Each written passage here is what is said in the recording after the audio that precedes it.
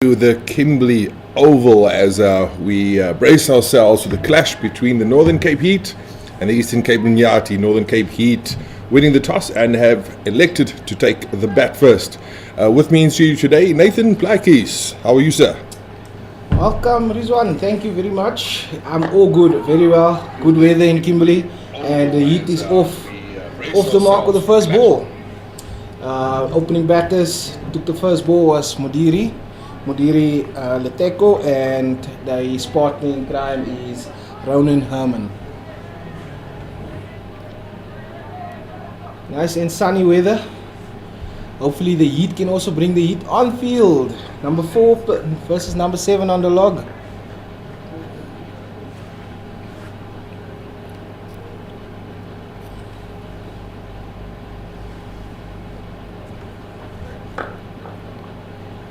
And the bowler from the Kimberley Oval side, from the south end.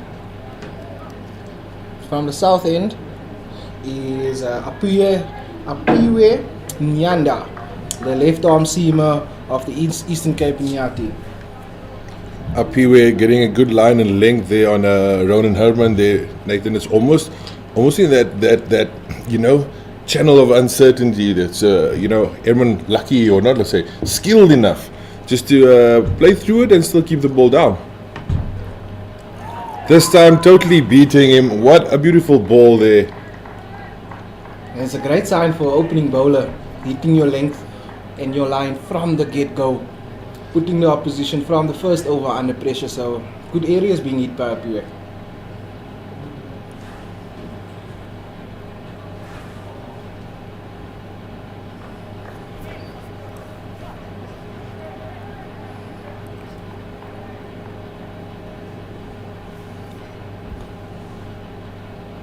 Apiwe Nyanda, one of the up and comings of Eastern Cape Iinyathi, one of the great bowlers taking the new ball.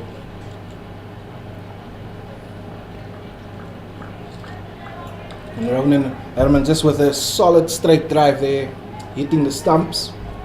Luckily for Modiri Leteko, there was no hand on it from Apiwe.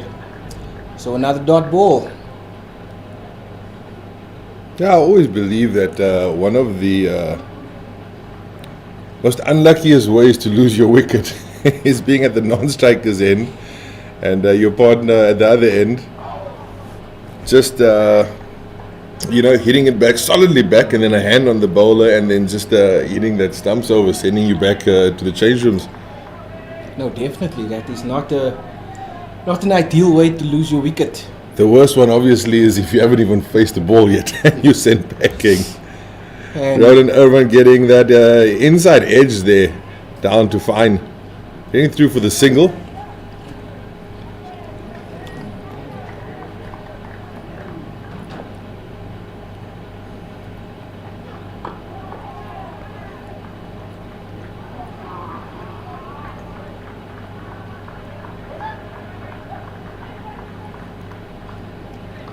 It's a good start so far from both teams. So let's see if Apiwe can end the over on a positive note.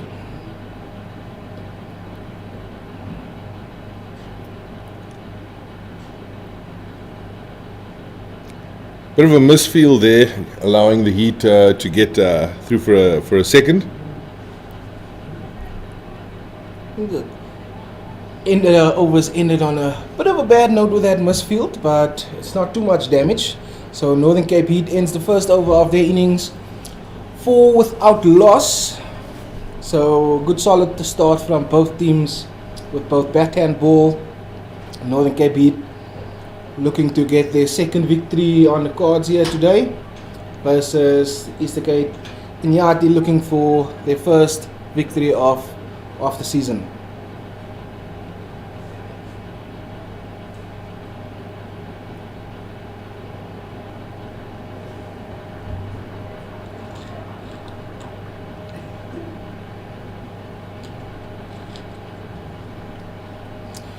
Bowler from the north end will be Nico van Zyl, taking the new ball from the north end, from the commentary box end. looking to follow in his colleagues' footsteps to have a good solid start for the visitors.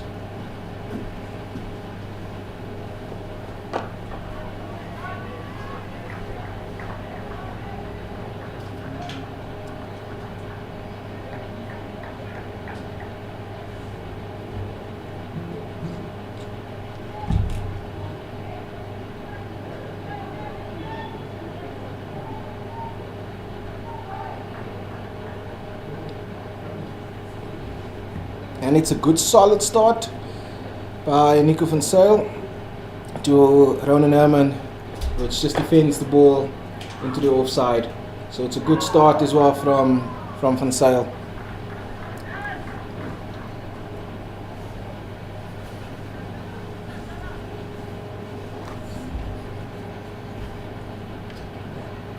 This one is still early days, but the wicket here, the ball seems to coming on solidly to the bat, so hopefully it's a good sign to come that what is to come for the day. It's Especially nice. if you're better. Sorry. Nice and true bounce. You 100% right, and I'm seeing a little touch of movement also there, Nathan. It's good signs for both. Let me say that as a bowler, and then obviously as a batter, you want to know that it's coming through true, and you can play through the line of the ball without getting a bit of problems.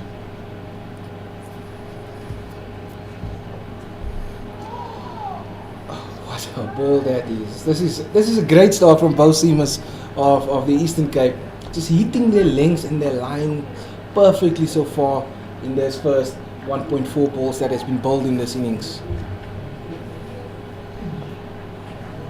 And just as we spoke about the nice carry, the true carry, and a little bit of movement there, something in there for the bowler, makes it a tad bit difficult for a batsman if you if your eye's not in yet and you're not playing your shots on merit. This time they played it a bit in the air there, going through for two. And with your openers having a start like Nico van Zyl and Apure is having, is you're putting, like you say, they're putting the batters under pressure because they're looking for a fast start as a batting team. But now the bowlers is not giving anything away, so you need to go and make an option, a scoring option for yourself and your team here. And so far, a good start from Nico van Zyl, the right-hander, right-arm seamer. Oh, what swing that is! Is it? Oh, that was a loud shot by the visitors, and it's not out. Umpire is not interested in that. Not a bad shout there though, Nathan. That one, it's almost as if you angled it on leg and then you just saw it coming back, so good shot, well bowled. Definitely beat the batsman, all ends up there. But that's that movement that we were talking about, the good line and length, and the movement is helping the bowlers. These openers is having a ball at this stage. They're truly enjoying their talent here. Can put their talent to full show here today. Can Nico van Zyl end the over perfectly for them. And a heave on the offside there by Ronan, and it's gone to third man for a single, which brings to the end the second over of the Northern Cape Heat's innings. 9 for no wicket after 2 overs.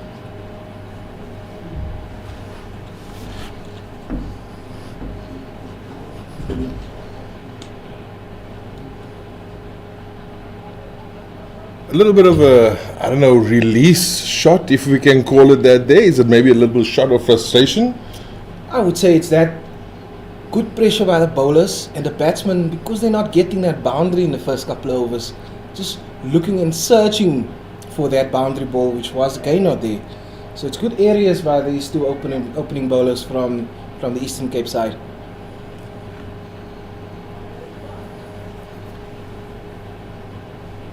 Brownen will take strike in the third over, start off a previous second over.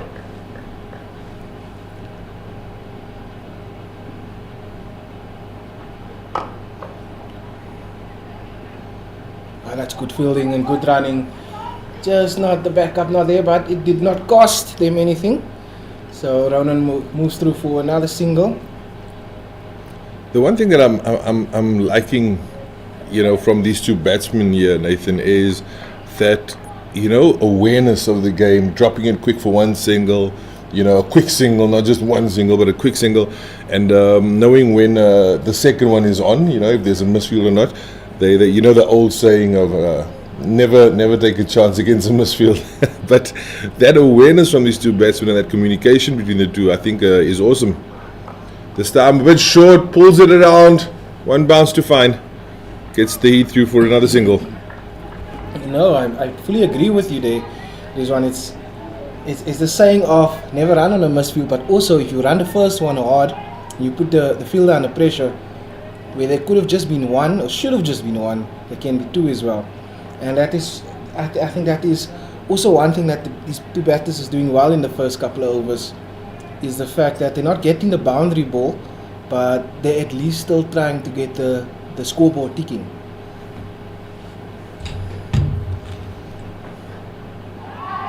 Again, a little bit of movement there. Ronan almost caught ball watching there, got it a bit in the body. That's that movement there that we've been talking about. That's at hand for the bowlers, and Ronan just almost getting himself in a spot of bother there. A direct hit could have led to a little bit of problems. They're using the new ball perfectly at this stage, using the swing that's available, and we know the swing of the white ball is not going to be there for long, but for whatever time that swing is there, they're using that swing to their fullest advantage, these two opening bowlers. Just a tad wide, that one. That's the first extra of the innings, just pushing that one a bit wide. Definitely his first, not even just his first for both of the opening bowlers. A little bit of a loose cannon, maybe looking for that extra effort ball. I don't know, but yeah, that one was very wide. Not just a tad. So I said a tad. Not just a tad. I'm trying my best. Now I think he's just waiting to search for that one, and I just need to be careful not to do that. Just the perfect line in length. Another inside edge by Modiri. Don't go in looking for it. It is the line in length they're bowling is absolutely perfect for the first couple of overs that they've been active here. So what we saw now, especially like that delivery versus the previous delivery. If you had seen his action in his previous delivery, it was a lot more effort, trying to get a lot more back into it, and that essentially forcing you to open up and then pushing that ball out wide. And then the follow-up delivery, he just went back to basics. This time again, very wide outside of the off stump. Again and again, you're hearing that grunt. It's that effort ball that he's trying to get through there, which I think is not necessary. Yeah. Back to basics. The pitch is amazing. You're getting good movement. You're bowling a good line and length when you're just, doing what you need to do.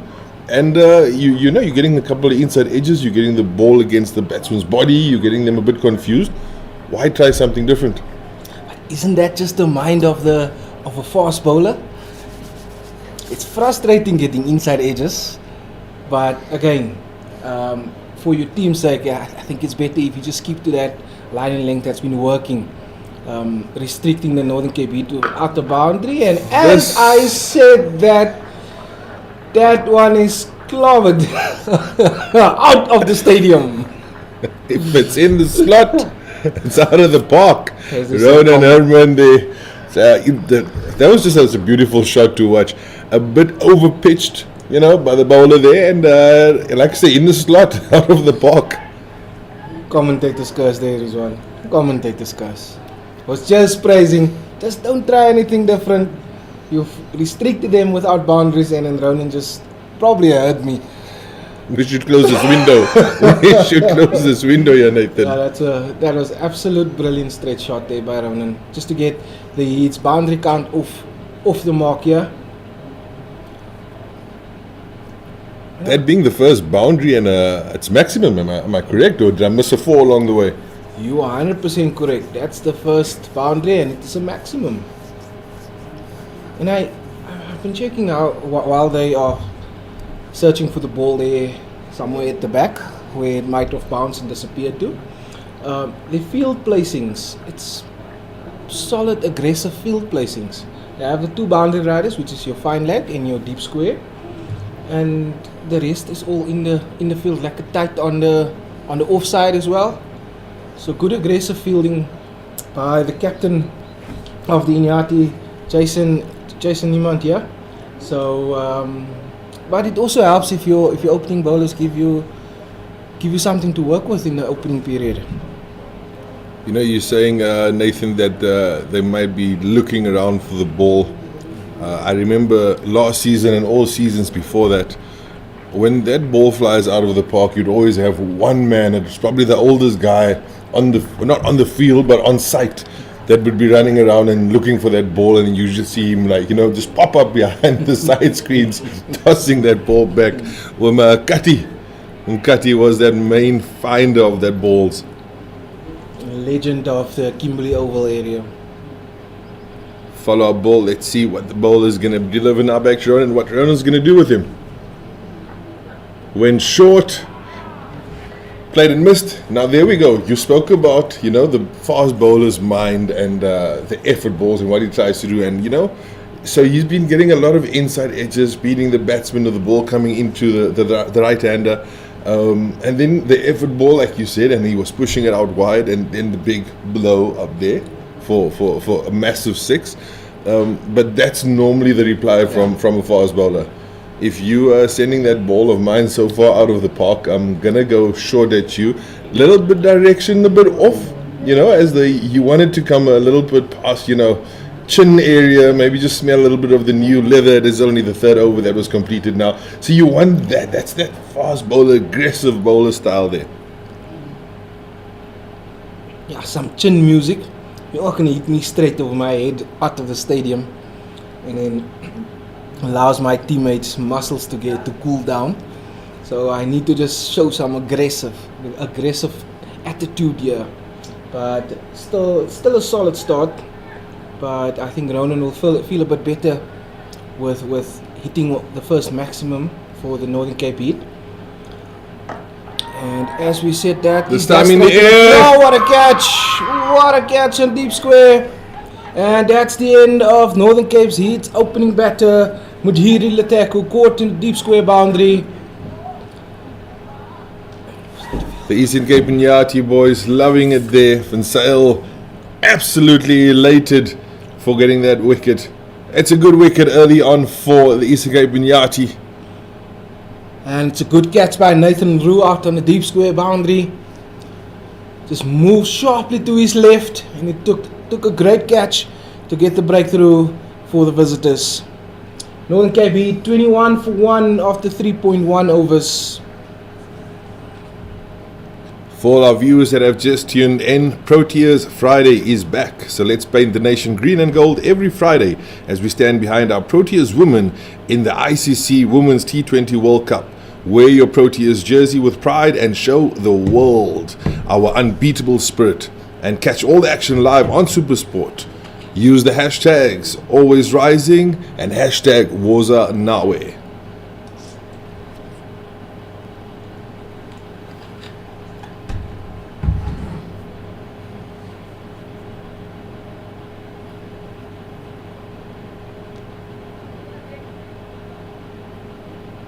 The new batsman at the crease for the Northern Cape Heat looks like Cole Abrams.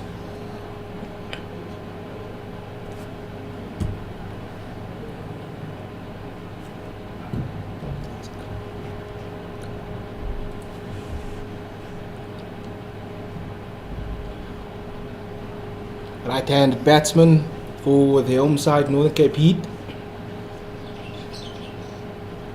Making himself ready, taking his guard, making himself ready to face his first ball from Nico van Zyl.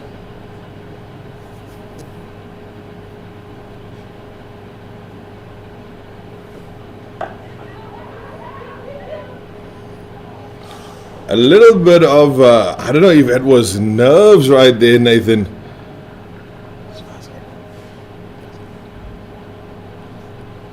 Probably right, it could probably be nerves there Rizwan. I think, if I'm not mistaken, it's his first game for the Northern Cape Heat. Just have to verify that statement that I'm making there, but a little bit of a nerves there with the first possible giving another opportunity to the Eastern Cape side. But most importantly, he's off the mark, so no harm done there to the wicket tally off of the Northern Cape Heat. No harm, no foul, but your heart will be racing as if your name is Cole Abrams right there. If it is your first, your debut match for the Northern Cape Heat and getting run out from your first ball, could have been bad. Oh, this time right through him, Van Zyl topples the off stump of Ronan Herman. Again, awesome line, good length, and just moving away from the batsman, knocking over the furniture and sending Ronan back to the change room. 22 runs for the loss of 2 wickets. Nathan, what a ball. That's a perfect fast bowler's ball there. Pitching just middle and off and just nipping away from the batter. But I think that was swinging as well. And just taking the off stump, removing it from the root. So what a ball from Nico van Zyl. It's been a good start in the second over. Solid start, and currently the Eastern Cape have the home side on the back foot here.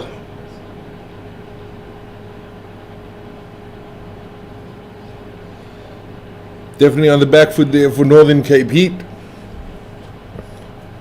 Van Zyl now currently having 2 sticks in the bag, conceding 6 runs after 1.3 overs. And you can also hear that energy now for Eastern Cape Iinyathi. It's just there. They're talking. The boys are moving. That's a lot to chatter, and always like they say is one wicket brings 2, and 2 wickets in 3 balls for the Eastern Cape side. So, which also brings to the crease the captain of the Northern Cape Heat, Rohan Haasbroek, playing in his 30th T20 game, 250s. So he'll be looking to add to that 50 tally for his team today, just to make sure that they don't fall in a deeper hole at this stage. It's still early days though. We're only busy with the 4th over. It's a good sign from the visitors. Nico van Zyl going with the extra bounce in his run up there, that little bit of the extra step. But this time, not moving that ball too much. I think that was that effort ball that was trying to come through. That's coming from that extra energy that you're feeling. And pushing a little bit outside wide, not disturbing the batsmen. So, but now we have 2 new batsmen at the crease. Nathan.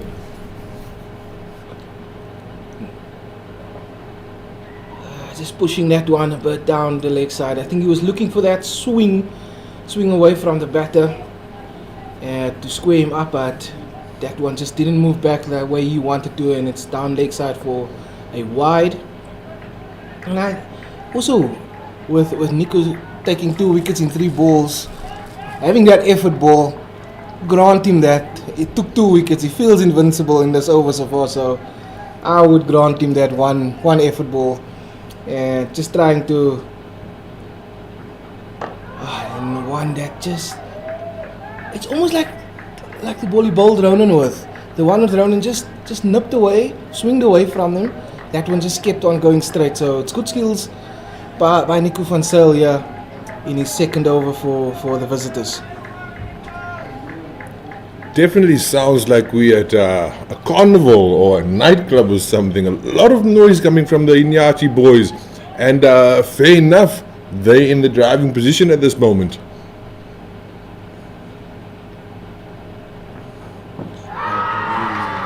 Goes up with a peel, gets it, Nico van Zyl.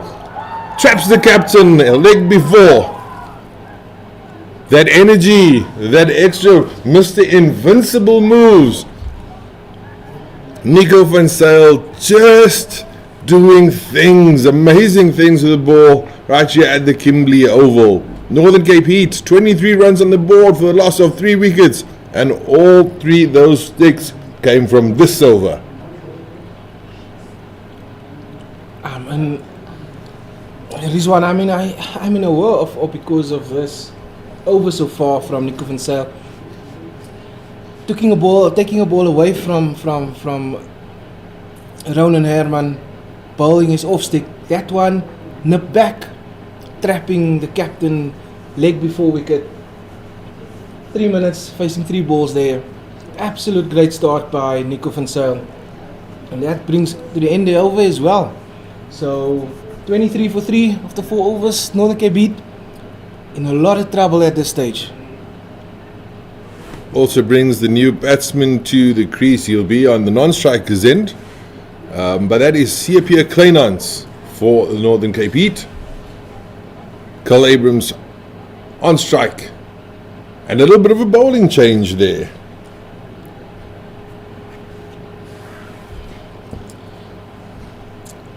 Coming on, replacing Apuye from the Country Club end will be Chad Claasen. Right-hander for the visitors, the Eastern Cape Iinyathi. I always like to ask this question, Rizwan. If you're captain and your openers have been doing so well, and how just keeping the runs low, and all of a sudden 3 wickets fall, would you be tempted to give your openers each one extra over? Or would you go according to what the game plan is? Because this is surely has to be part of the game plan before the start. A wide ball there from Shad. You know, to maybe attempt in answering that, Nathan, I do believe before Nico van Zyl took his, the ball for his over that we just witnessed, maybe the captain had already indicated to Chad Claasen to say, warm up, you're taking the next over from this side. And then the brilliance of Nico comes through. So now we need to ask each other, is the captain going to take Nico off, or if he's going to give him another over? What? Just playing missing on the offside there for Cole Abrams. I would be tempted if I was captain to say, Nico, go have yourself another one. We know it can always go one of 2 ways. Could get another wicket or have a good economy rate in that over, or it just could go south. But I think at this stage, it's worth the gamble to give him one more over.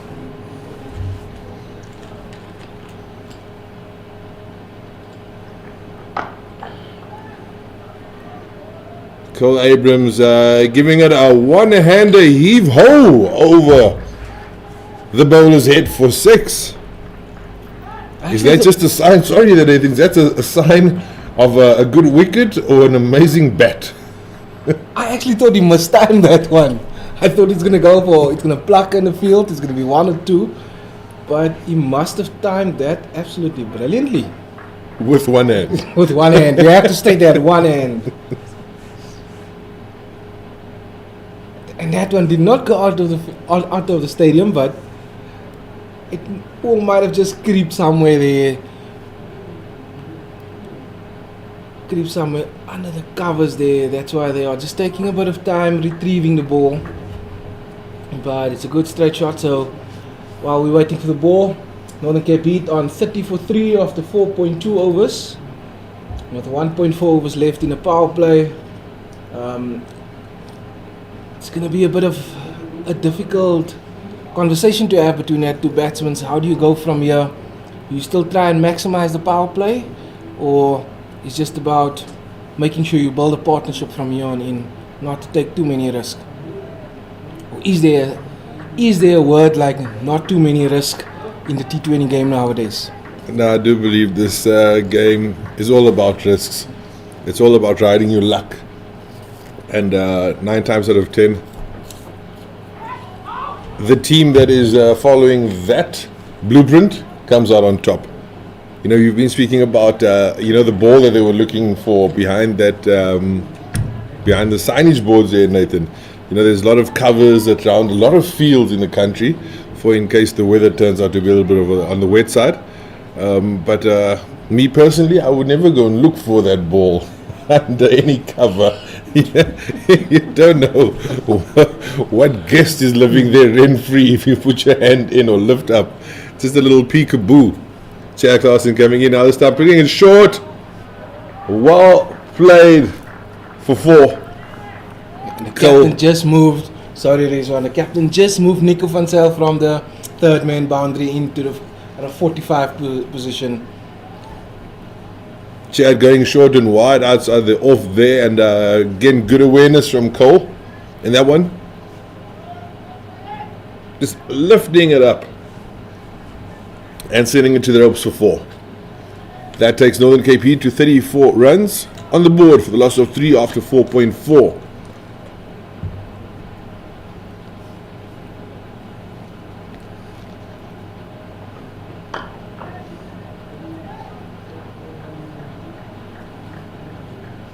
It's a better line in length there by Chad.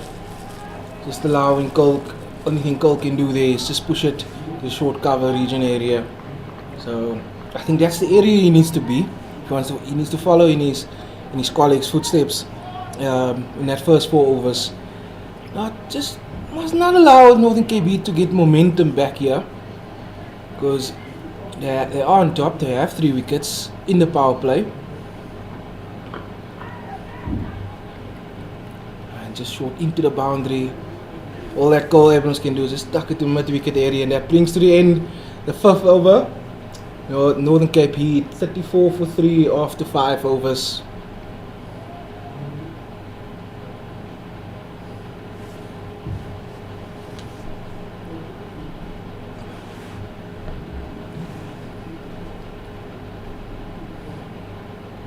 Nico standing, waiting and ready there. Rizwan. He wants to give his cap to the umpire, waiting for the captain, and the captain has agreed. And he'll be getting his 3rd over. It's going to be very difficult to take the ball from his palm. Tails wagging in the air there, definitely. I think he would have been a bit upset if the captain never tossed him back the ball. But yeah, rightly so. He stood there and he waited for that go-ahead from his captain to say, okay, bud, take another one and hopefully get us a few more wickets. He deserves it. He's been bowling very well this morning, but this afternoon, hitting the correct area, so he deserves the 3rd over. And he'll be bowling to CSA Claasen, left-handed batsman from the Northern Cape Heat. Eastern Cape just getting one more fielder in here. Make sure they don't give away an unnecessary no ball to the Northern Cape Heat. And yes, they are fine. Nico van Zyl running in from the commentating box end.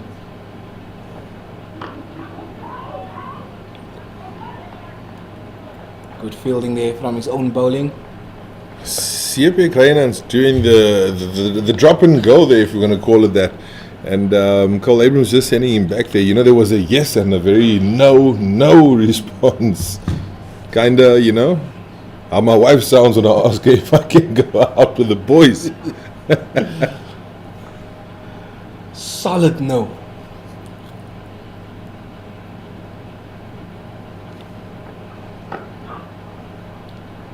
And that one is just further away from Nico, allowing them to get the single through there, which will bring Cole Abrams back on to strike for the Northern Cape Heat. I think with the movement from Nico van Zyl to the left-hander, it should technically be a bit easier for CSA to fend off, because Nico van Zyl will be moving it in to the batsman, and you could see CSA just fending it off there and pushing it through for that single. This time another good ball again now, this time to the right-hander, and you can see immediately there's a little bit of a umper kind of situation there for Cole Abrams. And I also believe with him being on the non-strikers end when those 2 wickets fell, you could see the line and the length that Nico is bowling to his captain Ruan Hasbrook and to Ronan Herman, so he was just very careful of that line and length that Nico has been hitting, not to find himself also in the same trouble there. He's just not middling that one there, going straight to point for a dot ball. Cole Abrams actually just indicating there to CSA Kleinans a little bit of a pop movement there, and I think, okay, but I can't say this. that it's in a negative way, but you know, he took his hand off there, a little bit of pop, just played it down, spliced it almost on the ground to point. But I mean, his one-handed shots brought in a 6 already, so can't say negative about the one-handed. This time, Nico van Zyl gives him exactly the same delivery that he gave to Ronan Herman. Toppling that off stump, starting that line on middle, and it just moves away. Sees the back of Cole Abrams for the Heat, making his way back to the change rooms. 35 runs for the loss of 4 wickets. Northern Cape Heat in a spot of bother. Nathan, let's talk about that amazing ball though. I can see you a bit blown away, a bit shocked, and a bit under the tapper, yeah? The previous ball, some pop. That ball, no pop, just moving away from the batter, hitting the off stump. And Claasen, that's absolutely brilliant ball. Nico has been on the money in his 3 overs. I would say captain giving his final over as well. Push him through. Push him through. The home side is in big trouble at this stage, Rizwan. With a new batter coming to the crease is Emmanuel Motswiri joining CSA Kleinhans. So they got some serious building to do. 35 for 4 after 5.5 overs.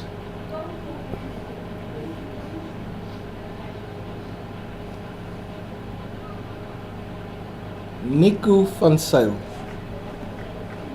Remember that name, Nico van Zyl. Sticking to the basics, Nathan. That's all that Nico's doing. He sees that the pitch is helping him out, substantially, with a little bit of good movement for him. And again, we just spoke about it. What Nico, how effective he is, right-hander versus left-hander. When CSA Kleinhans was on strike, you could just fend it away onto the leg side. And not so much that you can do for a right-hander if you're getting deliveries like that.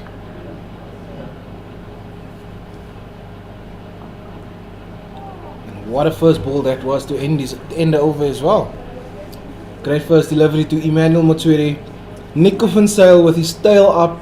Eastern Cape Iinyathi being the team on top at this stage. The power play is done and dusted. The home side 35 for 4 after 6 overs.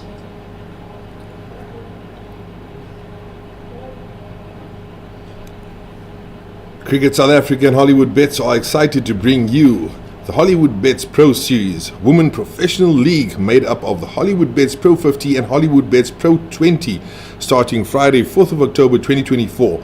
For more information, visit www.cricket.co.za. Hashtag It's Our Time. Hashtag Woza Nawe.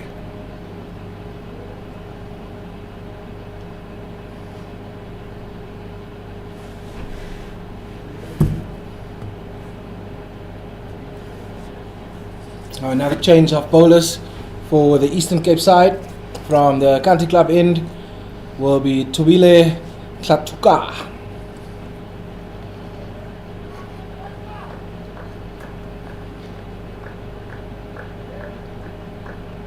So just a 1 over for Chad Claasen. Could be that they change ends with him, but we'll have to wait and see what happens there. CSA Kleinhans on strike for the Northern Cape Heat side. And just tucked away off his legs. Good stop there at 45 by Christopher Gleaves from the Eastern Cape side. Speaking a bit about, if we may, about the 2 batsmen at the crease. Nathan, both batsmen can steady the ship, but they're also, very aggressive batsmen. Get their runs quickly on the board. A quick 50 from 20, deliveries. That's kind of the mindset that both of them have. And do you think it's a good time for both of these batsmen to be at the crease? At what we're seeing is 36 runs for the loss of 4 wickets. Well, it is. I would say it is because there's still 14 overs left in the innings, so they have time to build a steady innings, just to steady the ship from here on in.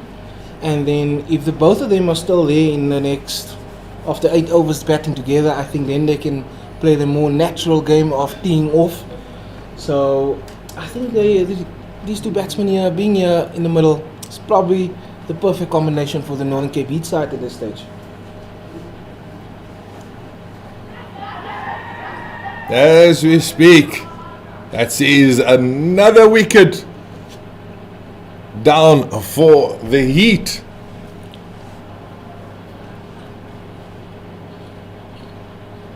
"36 runs now off the loss of 5 wickets. Eastern Cape Iinyathi, not just in the driving seat, Nathan, but they are definitely sitting 3 in front of that taxi. Are they in a hurry to go home? Must not be liking the amazing weather Kimberley has to offer today. After somewhat of a cold little, September, Nathan, something that's a little bit surprising for us, inland residents. Especially last 4 days. When you have your thick jackets that you think you've packed it away deep into the cupboard already, and then just the cold front come and show you, no, we are not done with winter as yet. It might sound as a joke, Nathan, but I do think the GNU is over delivering now. They can keep the snow now. At least we're heading for October. Keep the snow, guys. GNU, please. Bring on the sun. We want to go to away for some beach activities also. So please. I want to take out my shorts. So new batsman to the crease is Harris Viljoen for the Northern Cape Heat side, and Tobile just placing a good line and length ball there, and Motswiri just having a little bite at it and losing his wicket, and also the home side's 5th wicket, who is in all sorts of trouble at this stage. Tobile running in. Great line and length there again, just teasing the batsman there on the outside off. Being in the 7th over in a T20 game, where do you see a slip being still in place? So the visitors in a very strong position at this stage. Hardest farming all the way to the other end of the pitch there, just making sure that every crack is a little bit of a dab down on it, so that no surprise movements come from it. Hardest now facing that second delivery to him. Short! What was that? Off the handle of the bat there. A little bit of a surprise. I think I just missed that spot now. And it's a good short ball, and I think there he went to it. Just making sure it doesn't happen again the next ball. But it's a good short ball by Tobile there. Just saying hello to the new batsman, and very lucky that it falls short off backward point.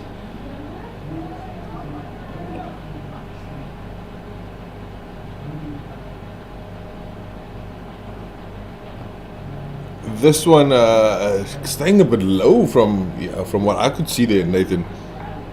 I was actually just about to say that it's not really like the wicket had demons in it, or where you can try and look, does the scoreboard justify, or does the wicket that they're playing on justify the scoreboard? But it's just been brilliant bowling by the Eastern Cape side. And you can't even say that it is poor shot selection as well. It's just been brilliant bowling by the visitors. But as you said, that previous ball just kept a bit low, and the follow-up ball, nice carry through to the keeper. So it brings to the end the 7th over, and a successful over for Tobile Hlachuka.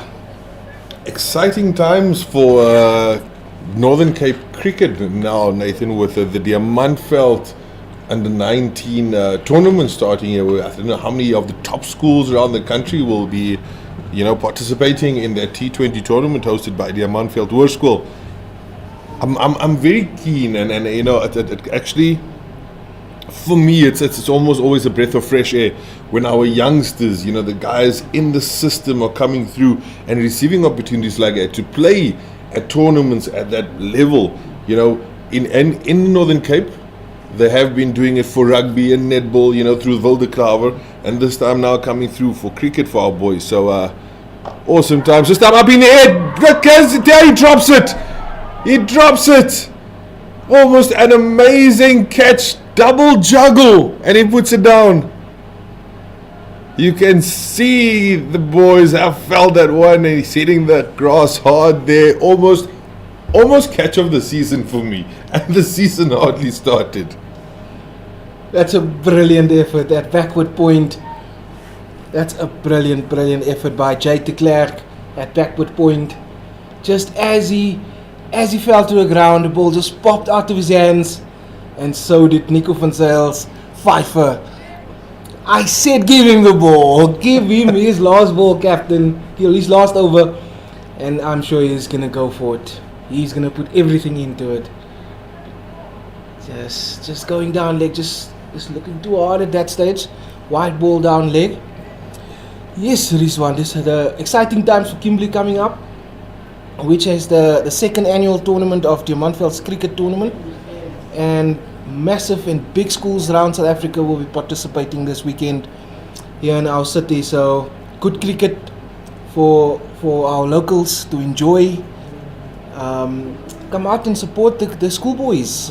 This is what we've always wanted. I'm not going to say a senior statesman. No, we are senior statesmen now, Nathan. Our age is no longer on our side. Some of us are approaching, raising the bat at that half-century stage of our lives. So definitely senior statesmen. Okay, we as senior statesmen used to say that in the northern or in Kimberley area, Northern Cape area, there has never been big tournaments, and like you said, they had the rugby and the netball. They've been doing it for a few years, and now the cricket, and the growth from last season in its inaugural year, all of a sudden it has just grown bigger and bigger now in the second year. So hopefully there's good things to come in the future, and the youngsters get some good opportunity. CSA Claasen is playing a similar shot there, but more controlled, getting it past backward point. 100%, Nathan. It's for a youngster, 17, 18 years old, some even 16 that will be playing in this tournament. I think it's for us as Northern Cape residents, it's always an honor to play at the Oval. Not only do they now get the opportunity to play at the Oval, they're playing under lights, and it will be televised on SuperSport 216. So that's where our scouts and our franchises, are going to be identifying talent from all over the country coming down into the Northern Cape.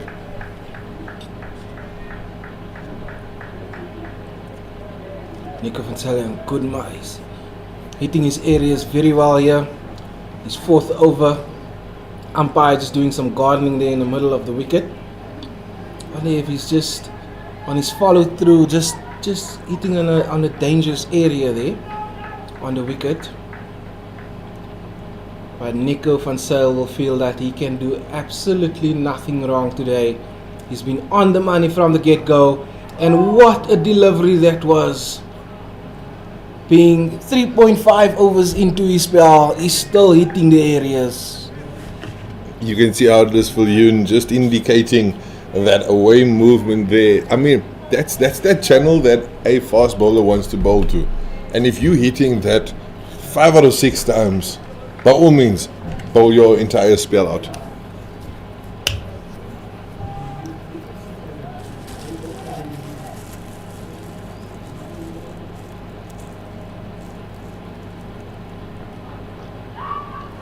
A bit of an appeal. Was it off the bat? It's off the bat. Hardness Viljoen sent back to the change rooms from none other, or who else? Nico van Zyle. Northern Cape Heat. 38 runs on the board. The loss of 6 wickets. Eastern Cape Iinyathi now not just having the whole front seat of that quantum, but they're lining up that back seat as well. And if not, that's very close to career best figures. 4 overs, 2 wide balls, 5 wickets for 10 runs. Nico van Zyle, what a bowling performance. I think good. Feet up. Tell your captain you want your 12 men on and you want to go have feet up. You've done your job. What a spell by the opening bowler. 5 for 10 runs. Nathan, with a bowling spell like that there, There's only two words that comes to mind, and I'm sure that the Iinyathi fans and supporters watching back home would be saying this: Nico van Zyl, jou eister. Romano to Blanche, now the new batsman coming out for Northern Cape Heat. Romano also, a very lot of experience behind his name there. Should have the mentality of, just rebuilding and taking them through. A lot of overs still left in this innings for the Heat. And then we have a change of bowling. The spinner comes on. Oh, it's interesting. That's the first time today that we will be seeing the spinner in action, and that the captain bringing himself on. So, good start by the seamers, and let's see what the spinners can do from here.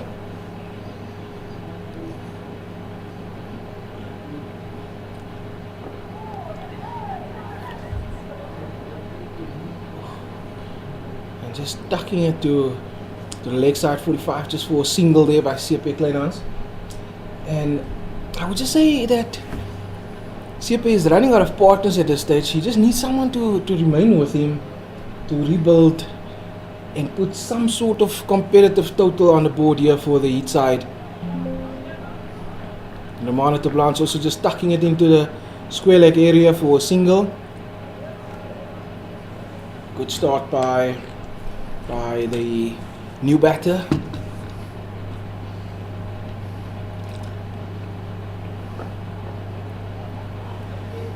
They're pushing hard for two here. Pushing it into a vacant area. That's good running by the home side.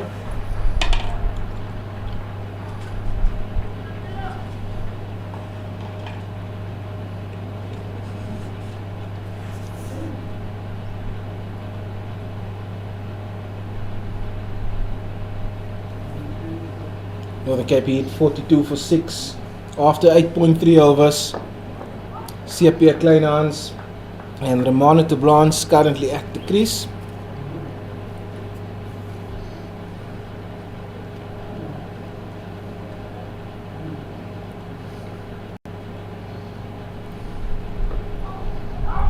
And there was some spin. There was some spin for the captain. That one almost opening up CSA Claasen and beating, just the outside edge. But CSA managing in the nick of time to get some bat onto it. This time CSA Claasen goes big, sends it onto the roof of the suite and disrupts the captain's figures a little bit. Good first 5 balls, and in just the last ball CSA just over pitching that one, and CSA just hitting it straight over long off's head for 6. And that brings to the end the 9th over as well. Northern Cape Heat 48 for 6. Yes, you've heard correctly, for 6 of the 9 overs. To our viewers at home, if you have just tuned in, good afternoon and welcome to the Kimberley Oval for the Division 2 battle of the Northern Cape Heat and the Eastern Cape Iinyathi. The battle very one-sided, if I may add to our viewers. You are seeing correctly 48 runs for the loss of 6 wickets after 9 overs. The Heat in a bit of heat. And not the good kind of heat. Change of bowlers from the commentary box in. New bowler or replacement bowler is Tuli Klatuka. Changing ends. And this seems to be the end to bowl from. 5 wickets for Nico van Zyl from this end. Just pitching outside leg there. Umpire not interested. Mind you, this has been the umpire that had most of the work today so far if it comes to, lifting that right arm.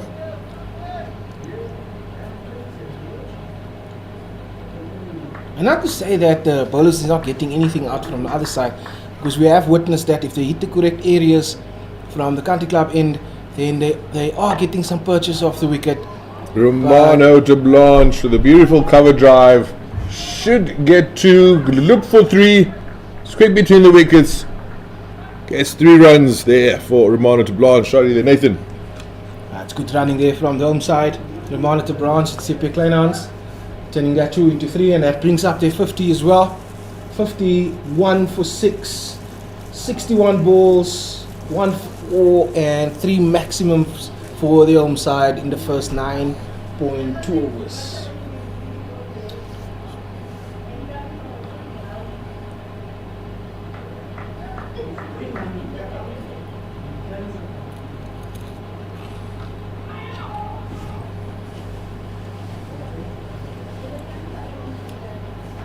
Yeah, as I was saying, Rizwan, it's just the other end, the country club end. If you hit the correct areas, it does give something back for the bowlers. But it seems like the wickets is coming from the one end.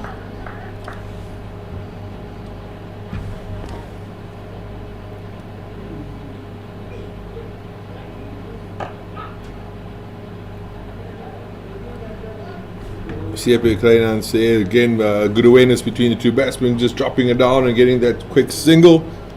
I think inevitably it's to keep the board ticking currently is the main key. And once you get that loose ball also, Nathan, just to dispatch it, be it even a little bit unorthodox shots that needs to be played, but other guys have to take the few risks. Short to Romano, looking a bit uncomfortable with that short ball there from Romano to Blanche there, Nathan. Yeah, he just wanted to duck under it and then decided to play it, so didn't look very comfortable under that short ball. It's a good short ball by Tuli. Steaming in this Eastern Cape bowlers. And that's straight and absolutely smash back past the bowler for a boundary by Romano to Blanche. That was a shot of authority. Stand and deliver. He didn't even move out of his crease after playing that shot. Beautiful shot there by Romano de Blanche. Takes the Heat to 56 runs for the loss of 6 wickets after 10 overs, hitting the halfway mark there. I'm sure Coach DC would, need these 2 batsmen at the crease, both having the experience as well as, the talent to actually drive Northern Cape Heat through to a respectable total to defend. Just a total to let themselves stay in the game and create opportunities when they have the ball in hand. So they need to get to a score that is compatible.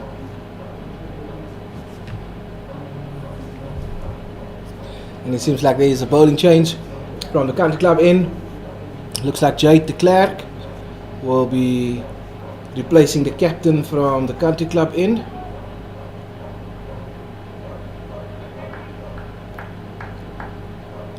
Isn't Cape Iinnyathi's captain really playing around, on that side of the wicket? I don't think the last 3-4 bowling changes there has even seen a second over.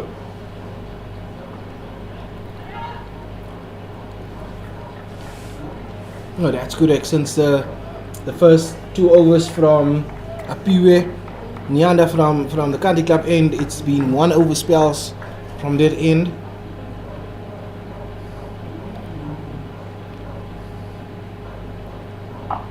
And that ball is heaved on the leg side.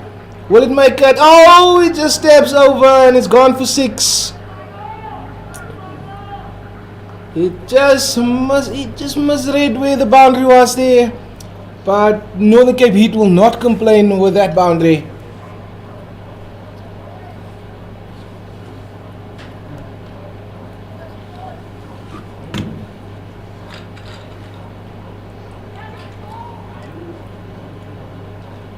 Romano Blanche looking for a reverse sweep. I don't know what that came off of. And then going over the wicket keeper's head and then getting through for that single. A little bit of a kind of shot, Nathan, especially after you just got a maximum This time CSA Claasen, nothing wrong with that shot. Smashes into the score box. I mean, Nathan, what a control shot. Head down, played hard through the line of the ball. That is CSA Claasen. That is that positive, aggressive batsman that loves taking the fight to the bowlers. If you overpitch, he will hit it out the park. And that's not a good ball. I think the bowler's under pressure. He's lucky to get away with that one. Only going for 2 to a vacant long leg area. And then he turned for another couple, which brings to the end the 11th over. Northern Cape Heat on 72 for 6. And the picture's just changing a little bit. It's still early days for the Northern Cape Heat. But if they can get a few more overs like that under the belt, I think they'll feel more comfortable of a total that they can set for the visitors. Iinyathi captain bringing Chad Claasen up the side of the commentator's box. I do not want to. I can't criticize it. Let me say that. Let me not say I do not want to. I cannot criticize the thinking of the captain. You are in the driving seat. You have got your opponents at 72 runs on the board for the loss of 6 wickets. But there is a lot of changing. Like bowlers aren't, even getting that second over just to build momentum. It's 1 over and out type of a thing. Plays it straight. Could it be caught? Put it down. Could there be a run out? He's out. He's run out. From dropping the catch to a direct hit, Romano Tablanche makes his way back to the change room. I just said it. I can't criticize the captain's thinking. Whatever he's doing is working, Nathan. Northern Cape Heat now 72 runs on the board, 7 wickets down after 11 overs. Yes, you are. I have to agree with you there as well. You can't criticize the captain. It's working, whatever it's doing at the stage, changing his chopping and changing his bowlers. It's absolutely working for the visitors at that stage. Drop catch by Marco Murray on the middle boundary. And then an absolute brilliant throw by Christopher Gleaves to get rid of Romano Tablanche. That just looked a bit dangerous at that stage for the home side.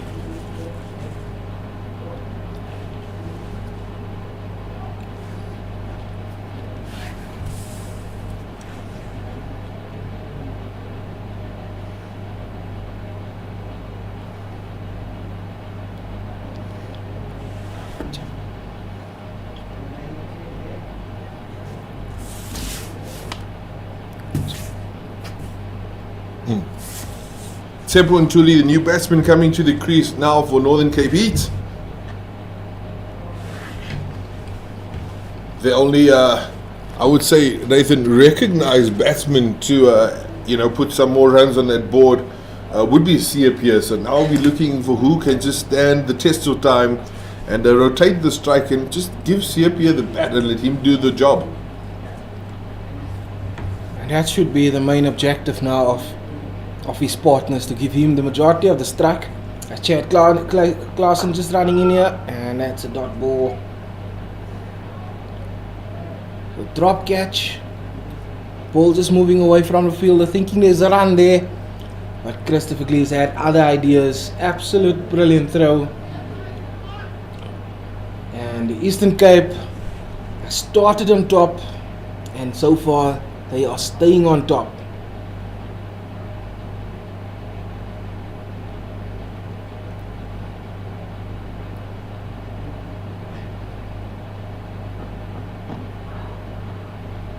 Just staying a bit too straight there for the ball there by Chad Claasen for a leg by for CSA Claasen, and it will bring on to strike the new batsman Tsepo and Tuli.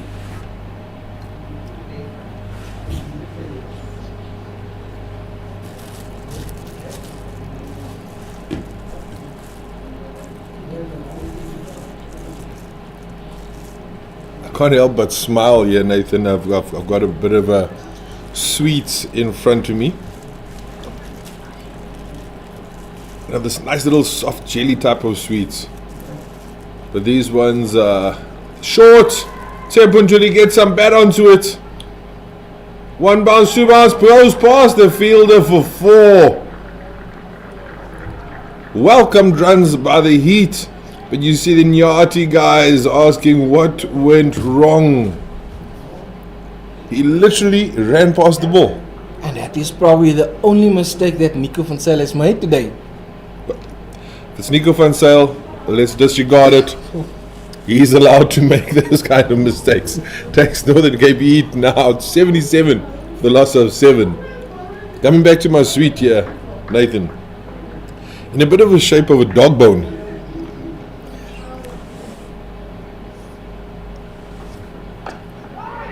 So I don't know who needs, give the dog a bone, because Eastern Cape Iinyathi definitely the top dog so far. No, definitely. They have come to play. They haven't had a good start to their season, but if this is what's to come for the rest of their season, I think they'll be serious contenders in the CSA T20 knockout competition.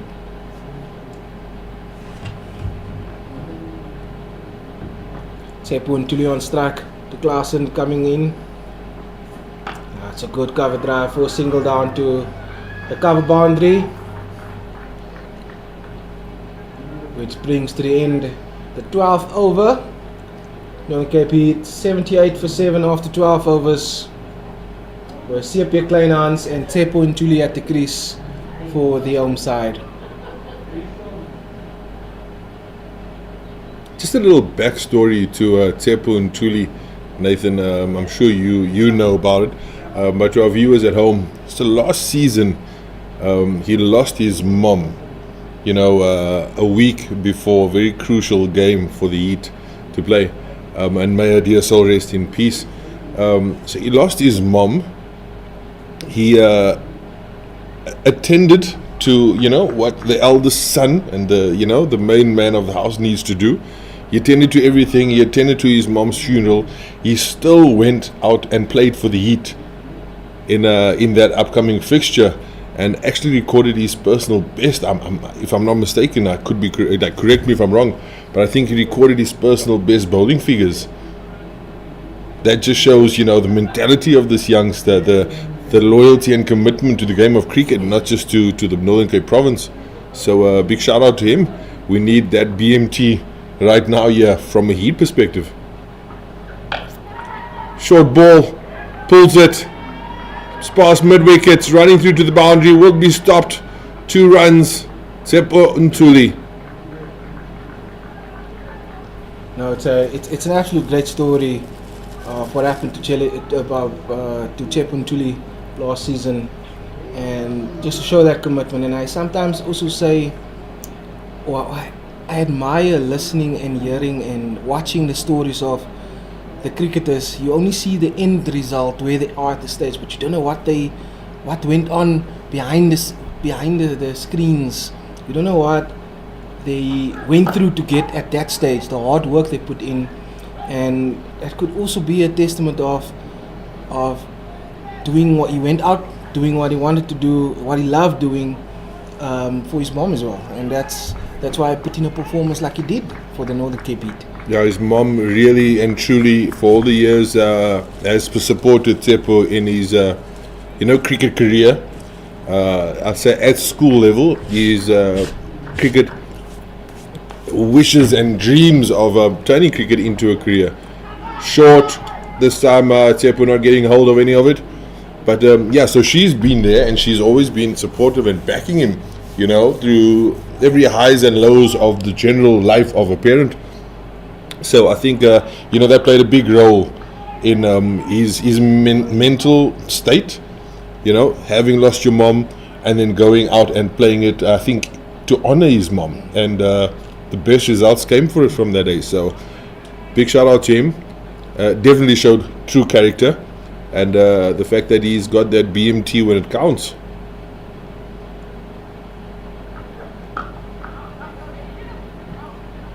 Good rotation by Tuli, just tucking it into the offside for a single. Bring back onto strike. CSA Claasen. You know, sorry. I see the captain taking off the spin options, seeing you know how devastating CSA Claasen can actually turn out to be. I'm just allowing the Northern Cape batter to think a bit more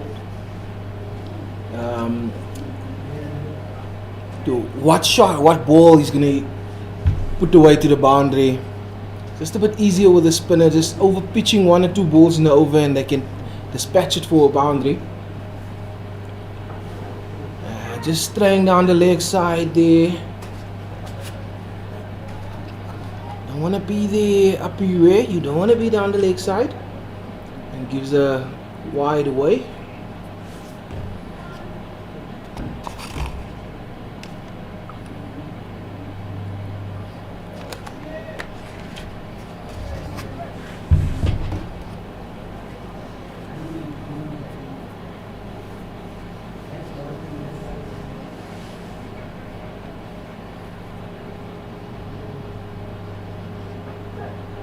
Again, short. This time a little bit of a top edge there from CSA, looking for 2, but then quickly deciding against it. Good throw there from the boundary by Nathan Drew.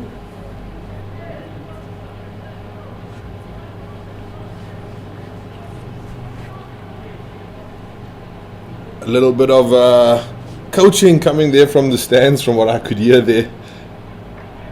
Good to see some of the crowd coming out to support the game of cricket and their local team, the Northern Cape Heat.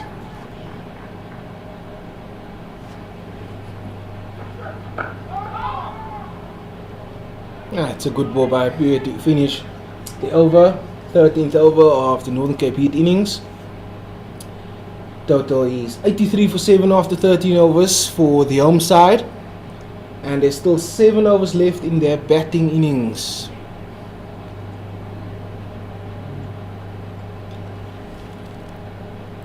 With an essence that ignites hometown pride, the T20 knockout competition promises not to be pure cricket excellence, but a celebration of communities, shared values, and the passion that unites all of us. We call all fans to rally behind your team as players gears up to showcase their prowess on the field and stand a chance to win great prizes. Visit www.cricket.co.za for more information. Wars are now where. Be part of it. Another interesting fact also, Nathan, you know, a lot of people are, you know, always questioning where are you getting your players from? Why are you getting a lot of outside players? We've got 2 sons of the soil, sons of the Northern Cape soil at that crease now. I think in their journey in getting a better defendable score means a lot more than just getting a better defendable score for them, but for their province.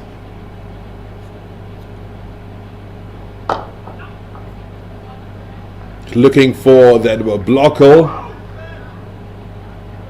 CSA Claasen getting good bat onto it, actually, you know, nice defensive, just hitting the ball to where it wants. We're not even hitting, guiding that ball. They're using the pace of the bowler. The fact that he made that block hole into a little bit of a full toss there assisted him. So good batting there from CSA Claasen. Again, just getting good rotation. I mean, we see Tsepo's out here to get his personal best with runs and not just the ball. So, yeah, having full confidence in his colleague. No, Tuli, that's great. Rotation of strike there by the batsman. Just dropping and going there. Great thrust there by the 2 Northern Cape Heat batsmen in each other. So, as you were saying, Rizwan, it's 2 sons of the soil. And it's not just about putting a total on the board. It's about putting a total on the board which they know their team can defend. Because your home games is so important in this CSA knockout, T20 knockout competition. So you want to win your home games, and when you're on the road, try and get a couple of victories there as well. And as I said, that's great running, putting the bowlers under, the fielders, under a lot of pressure there, just getting some excitement flowing here. A little bit of excitement there coming through, Nathan. We had the batsman, the bowler, and then the fielders. So Everybody was involved there. So Northern Cape Heat getting through for 2. That's great running by the 2 batters. So as I said, this one just trying to get they need to get a total on board that they know they can defend, and that ball is it's straight up. Kenny's under it. He's under it. Murray. That's a no ball. It's a no ball. We're watching the catch. It's a no ball signaled by the umpire. CSA Claasen gets that luck, and immediately a free hit for the Heat. Well. We spoke about this, Nathan. You need to take risks, and you need a lot of luck. Could this be that luck for CSA? Not getting all of it. We're taking the catch, so essentially, if it was a legal delivery, it would have seen the back of CSA Claasen. But this time, getting that lucky breakthrough. Can he make the most of it? Free hit. Just bludgeoned down the ground for 1. Now my question is this one: did he hear the call of no ball? That's why he went for that shot, or was it a premeditated shot that he wanted to play? Because I'm just thinking, the home side is 7 wickets down. There's still 7 overs left, 6 overs left after this over, and he's basically the only recognized batsman that you have left. You want him to be there at the end. Is that the right time for him to take risk like that?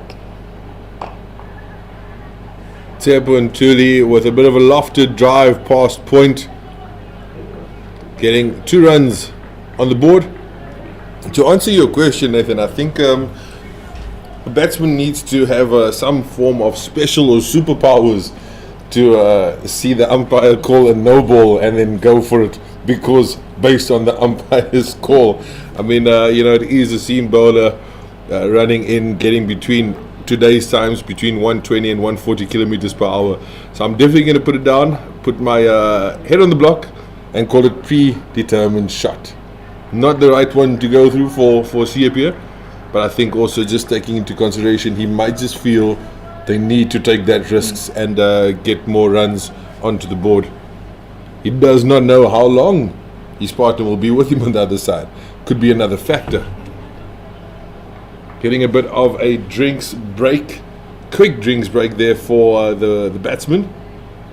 I think the Iinyathi guys are not even feeling any kind of thirst now, being in the driving seat and having the Northern Cape Heat at 95 runs for the loss of 7 wickets after 14 overs.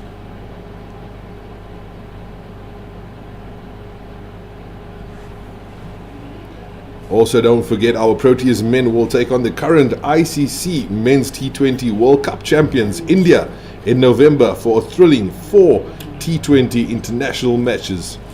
Visit www.cricket.co.za for your tickets and more information. #WarsANowhere, #be part of it. Captain bringing himself back on. Just throwing down the leg side. Gets away with that one. It's a dot ball. I'm also trying to look at the wicket. This one seems like it's playing a bit better as the innings prolong. So that could also be one of the reasons why CSA is deciding to go on a more regular basis, because it could be the target that we're thinking of, just getting a target on the board of 120, 130 will never be enough after this wicket has been baking in the sun for most of the afternoon.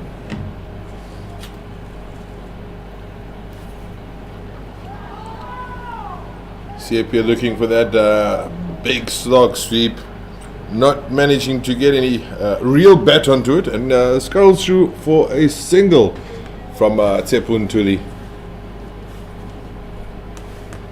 Yeah, definitely that wicket, Nathan, would play a little bit easier after the sun of, or let me say the Kimberley sun bakes a little bit. But yeah, I think the Heat needs to get in excess of 130 to actually stand a chance against the Iinyathi team.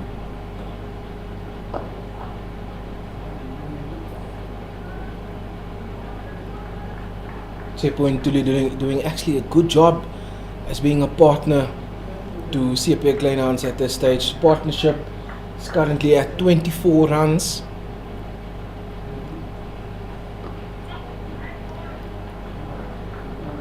In the middle of four players. That is absolute great batting by Tsepo and Tuli. Yeah, indeed, I'm sitting and nodding in approval for Tsepo and Tuli.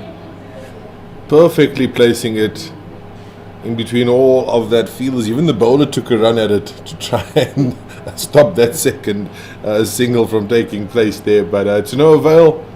At Northern Cape Heat, Tsepo and Tuli puts 2 more runs onto the board. Northern Cape Heat now 98 runs for the loss of 7 wickets after 15 overs. Chad Claasen back into the attack for the Eastern Cape Iinyathi from the commentator's end.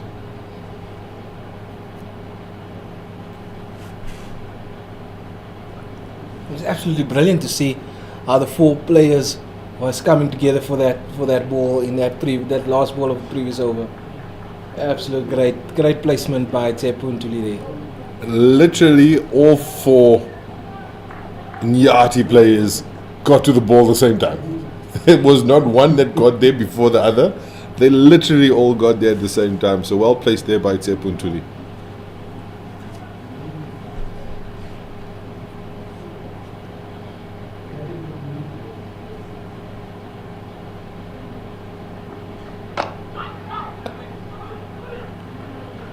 CSA just pushing it down to long on for a single.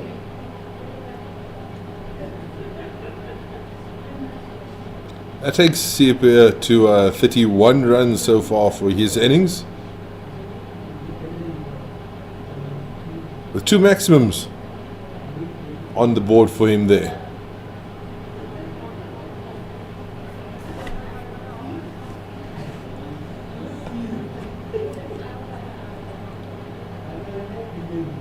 Just some adjustments to the field here by the Eastern Cape side. Just making sure the right fielder is out on the boundary.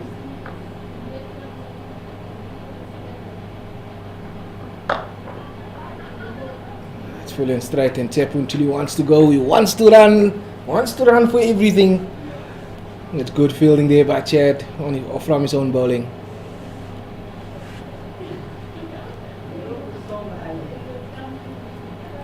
The oval also starting to take a little bit of shape after, a little bit of rain in the past few weeks or so.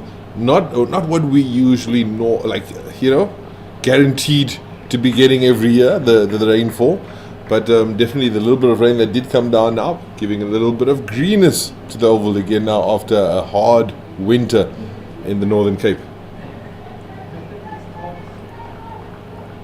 Yeah, we've not been so fortunate with good rain this year, so thoughts goes out to the farmers as well. But the oval is taking some shape, and my grass at home is taking some shape after some good rain fall in the last couple of weeks. Tsepo and Tuli playing it a bit aggressively down to mid-on, getting that signal and getting the 100 onto the board for the Heat.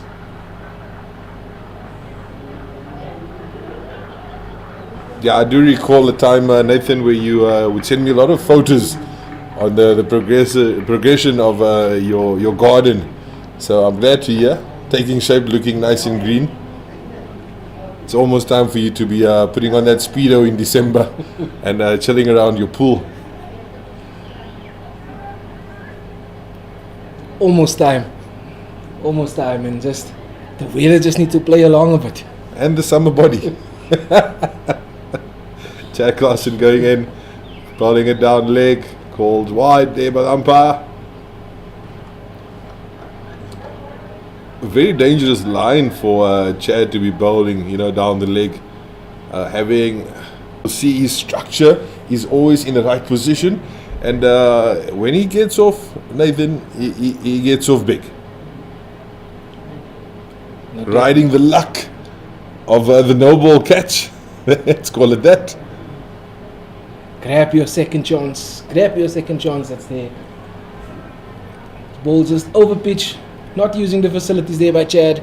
And the ball is smashed to the covers for 4 by CSA Claasen. Northern Cape Heat 105 for 7 after 16 overs. And that should be around about the time that we hopefully will see some fireworks happening out in the middle for the Heat side, hopefully. And as you say that, Nathan, Tuli walks past the ball and he's stumped. That's the loss of the 8th wicket for the Heat. 105 runs on the board.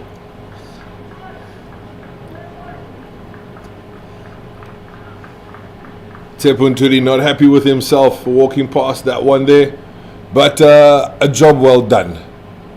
16 runs in 24 minutes, faced 17 balls, 8 dots, I apologize, and had 1 boundary. Again, I don't think Tsepo should feel in any way, shape or form a little bit disappointed in what he brought to the table now. He actually done a lot more than what is expected. Yeah, just helping his side get over the 100 run mark. And new batsman to the crease is Benjamin van Rensburg. Also a good left-hand batsman, he can hold the bat. Oh no, apologies. I just saw the big man and it's not Benjamin, sorry, it's the senior statesman, the senior batter, and he can clobber a ball. Bashir Walters makes his way to the crease. I don't think Bash will be hanging around very long looking for 1s and 2s.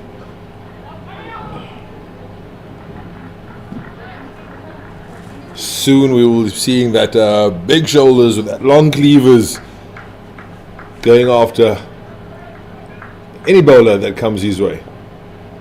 I don't believe I saw him taking his guard or so. He was just standing there waiting for the ball. Bash is ready to handle business.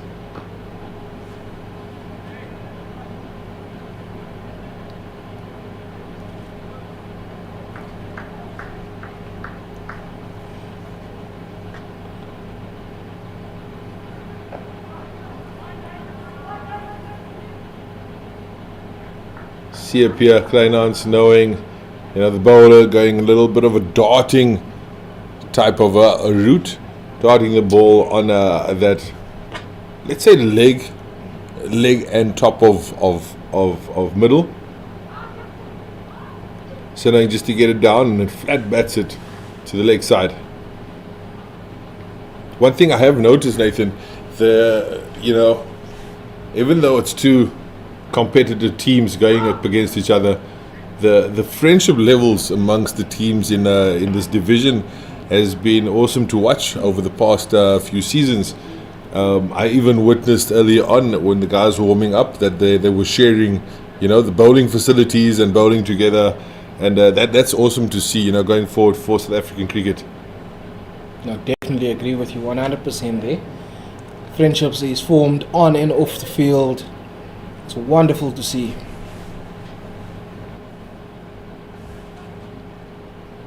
"17 overs gone. Northern Cape Heat 107 runs for the loss of 8 wickets. At the crease, CSA Claasen on 36 and Bashir Walters.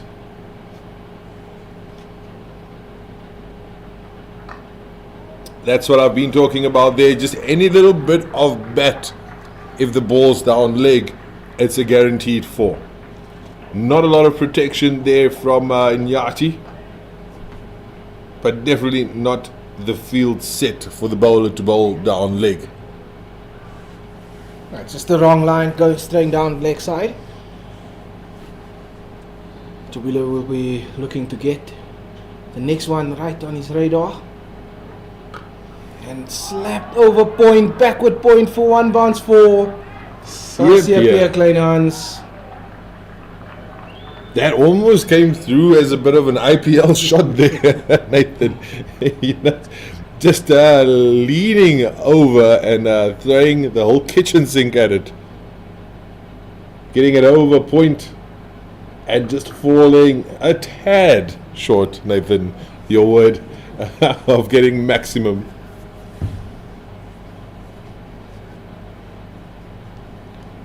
CSA Kleinhans is definitely the batsman for the Northern Cape Heat that needs to try his best to get the runs on the board and also stay there up until the 20th over.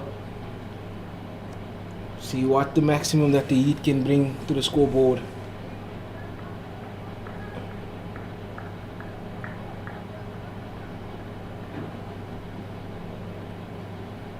Klatuka just changing his angle now to CSA. Coming around the wicket.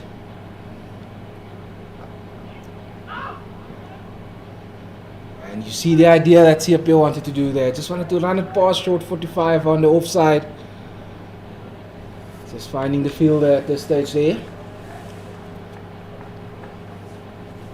Good start to the over for Northern Cape Heat and CSA Kleinhans. 2 boundaries and then dot ball. Still 3 balls to go in this over. First time he gets it through there, Nathan goes through for another 4. Another drive. Getting it nicely between is that backward point and short 45 there for 4. That's that pockets that we talk about on the field, especially when you're dealing with a team now that is in the driving seat. So a little bit of the attacking field setting, and now you can see they're just sending out everybody to the ropes now. A bit of attacking at the time, and then now going on to the back foot there. A little bit of a paradigm shift when the guys are bowling at CSA. And you can see CSA's stance also now standing way outside of, like a foot outside of the off. Looking at that leg side now. 1-2 bounces into the fielder's hands there. Gets through for that single. 13 runs so far from this over for the Heat, for CSA Kleinhans. I think that was also not just, it wasn't clever bowling by Tuli Klatuka as well, because he didn't have the protection on the offside and was bowling a wide area onto, wide line, onto CSA Kleinhans, which will give him that opportunity to hit the ball over and through that short third man and cover area, point area, and the captain just making it a little bit difficult for the captain with his field placings. But he got his line ready right with the 5th ball of his over. So final ball to Bashir Walters, full and straight, and just tucked it to the leg side for a single, which is absolutely great thrust there by CSA to give Bashir the strike for the new over. And that brings to the close the 18th over. 121 for 8 after 18 overs for the home side.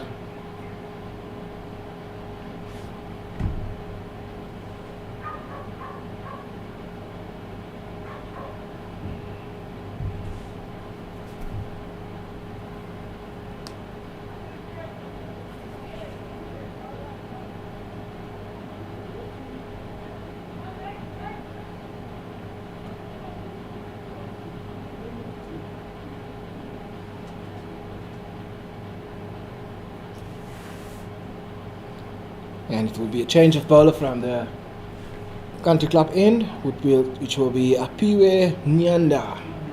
That will bowl the 19th over for Eastern Cape Iinyathi. Bashir Walters on strike. And that ball is edged past the keeper for 4. At this stage of the innings, you don't mind where it goes as long as it goes past the boundary. Thick outside edge there from Bash, like we indicated on earlier, and he's not going to be standing around long looking for 1s and 2s. He's going to throw the bat at it, Nathan. But definitely do not mind how those boundaries are coming or how those runs are coming. It is now currently 125 runs on the board for the loss of 8 wickets.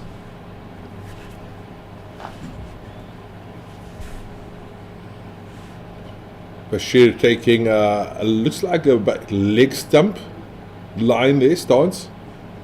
Trigger movement. Bowler goes for the body, but Bash plays it well enough to get CSA back onto strike.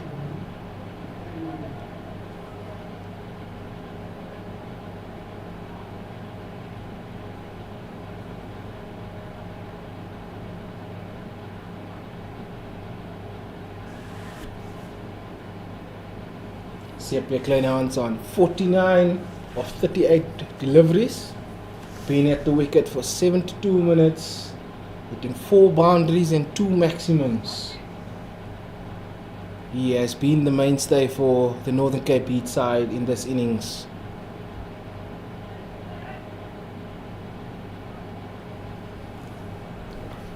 So there's no boundary rider on the offside apart from the long off fielder for the Eastern Cape side. So everybody's out on the leg side boundary. And CSA Claasen puts it through the offside for 4, and that brings up his 50. Nathan, that's his third 50, and you can see what it means to him. Hitting that badge, son of the soil, CSA Claasen. And I'm going to say it like what I said it for Nico van Zyl. CSA Claasen, jou eister. Definitely, what an innings. All the carnage happening around him, and he stayed there, made sure he can put on a formidable total for his home side here, taking his team's total to 130 for 8. 9 deliveries left in the innings.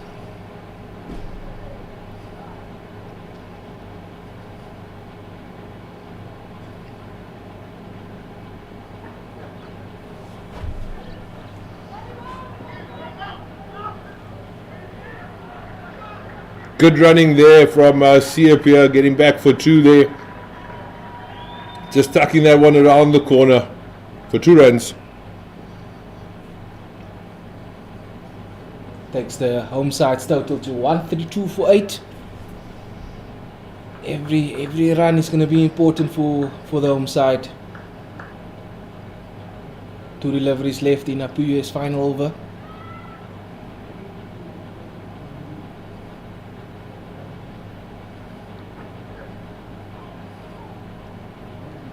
Just straying down leg.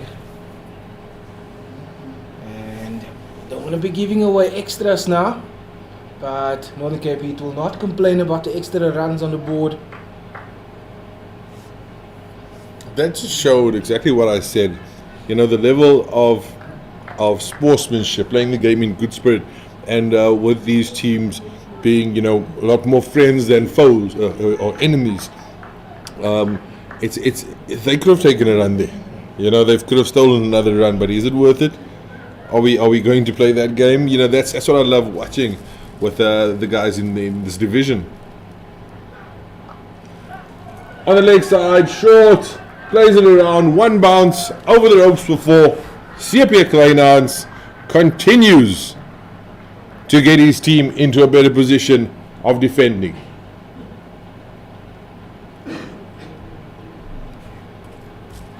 I see you are smiling a bit more now, Nathan.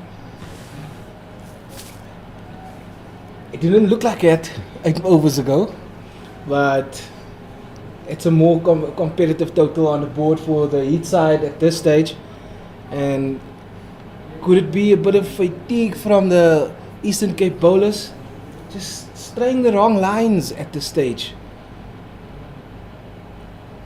The field is set for full and straight.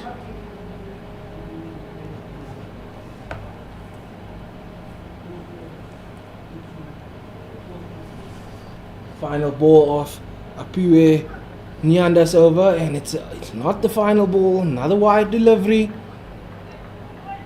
Just giving the Heat some extra runs to play with at this stage. You don't want to be doing that. Iinyathi wicketkeeper looking a bit uncomfortable down here, Nathan. I don't know if it's a bit of an injury that popped up, if he got hurt, or if he's just not happy with what he's having to deal with. But he does look, in a little bit of a concerned point of view. Another wide down leg. Yes, I think I picked it up when the ball was hit down to the fine leg boundary area. It was thrown from the boundary, and as he caught the ball popped out in front. So not sure if it maybe just hit the front of his fingers.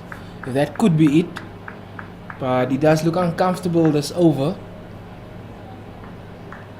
Yeah, I actually just saw him shrug off the right hand there, just shaking it a bit, and then you see him just tucking it up there under his left arm. It's not a good closing to his spell here by Apiwe Nyanda. And that is the extra ball, dead straight by CSA Kleinhans. Straight down for another boundary, and what a way to end the 19th over. Northern Cape Heat 143 for 8 after 19 overs. CSA Kleinhans on 63 of 42 deliveries. Partnership currently 38 runs.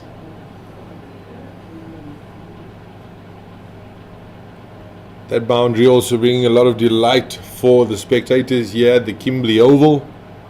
I'm sure a few of them were hoping to stand a chance of taking that left-handed catch and winning 5,000 Rand. But to no avail, because all those big hits were straight. And the ones actually travelled the roof of the oval. So no chance in anybody catching that one. Quick question, Rizwan. If they hit the ball straight to us and we take it one end, will we be eligible for that 5,000 Rand? Look, we're going to have to contact the higher ups to find if we are eligible for that. But I just want to point out, Nathan, we are a bit high up, and the fall down here is a bit hard. So I would not advise for us to actually even attempt that one, unless the medical aid and the life insurance policies are up to date. I think I'll pass. For 5,000, I think I'll pass. The bills will be a lot more for us, a lot more than the 5,000 Rand. Definitely on the embankment, when sitting in the stands, one would attempt it.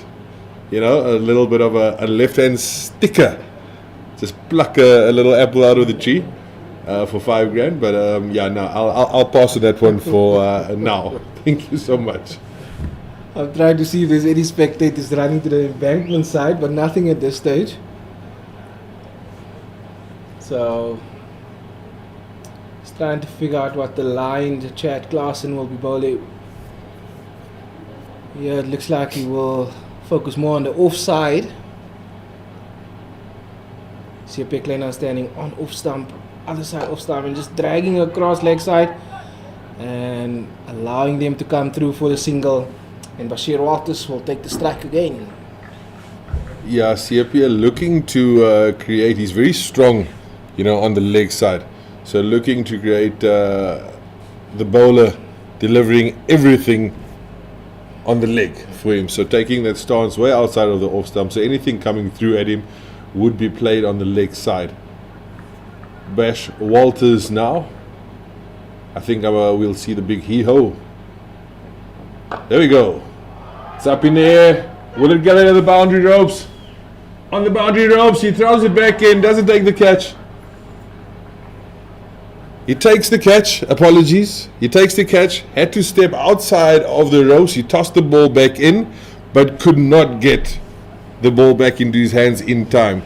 So 1 run there for Bashir Walters and a Northern Cape Heat.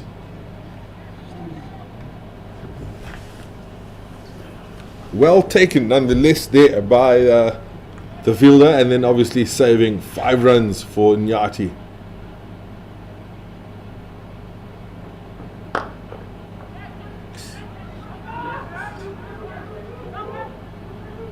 Bashir Walters going through for 2. CSA gets back home, and you could just hear the crowd all shouting 2, 2, 2, 2.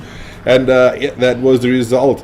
Again, a very, I'm going to call it West Indian-like shot there from CSA. Looking a bit unorthodox, but getting a lot of power behind that ball. You don't have to be classy this time of the innings. You just have to clobber that ball out of the park. Standing outside off stump again and just going straight. Getting under the ball. And that's the maximum. Sends it up high over the ropes for 6. CSA Claasen. CSA Claasen. CSA Claasen. I'm thinking of the bowler. Claasen must be dreading where to bowl to this man. And that also brings up the Northern Cape Heat's 154 for 8 after 19.5 overs. CSA Kleinhans, jou eyster. Bludgeon through for another 4 from CSA. You see that punch and bash rubbing that helmet of CSA Kleinhans. Northern Cape Heat, CSA Kleinhans. And that's actually a 53-run partnership now from 19 minutes of 26 balls. 8 4s, 1 6 with 3 X's. Bashir Walters contributing 9 and Kleinhans 41. That's the innings there for the Northern Cape Heat, and you can see the team, just giving CSA Kleinhans a well-deserved standing ovation. Well done, yo Eyster.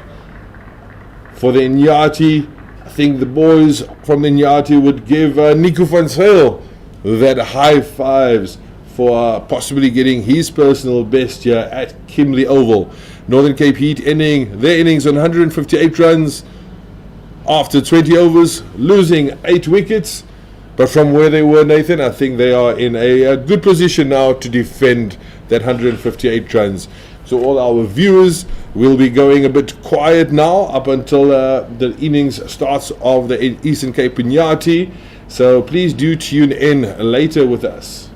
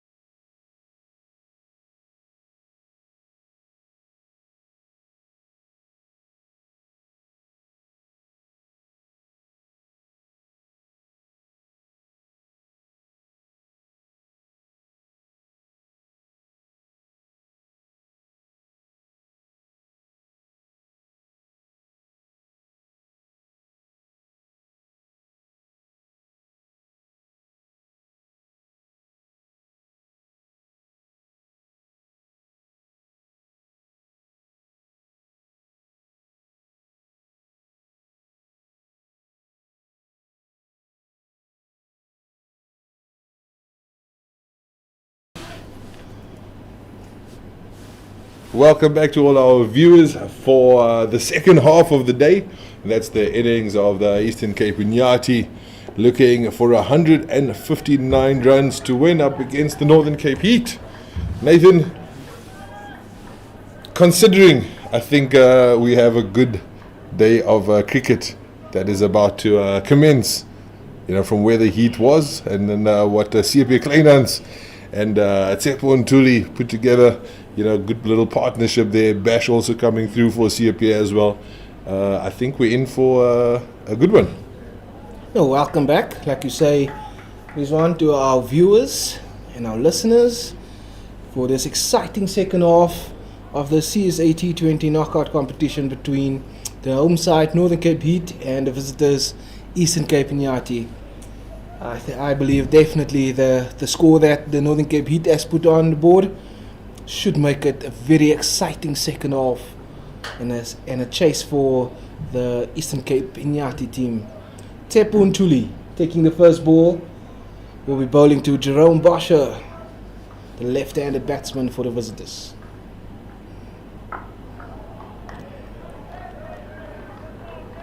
Right on the money there by the local man.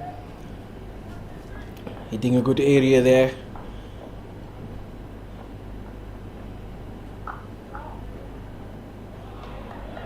Great effort there in the covers. Is that Cole Abrams? I think it was Cole Abrams there, putting his body on the line, throwing it around there.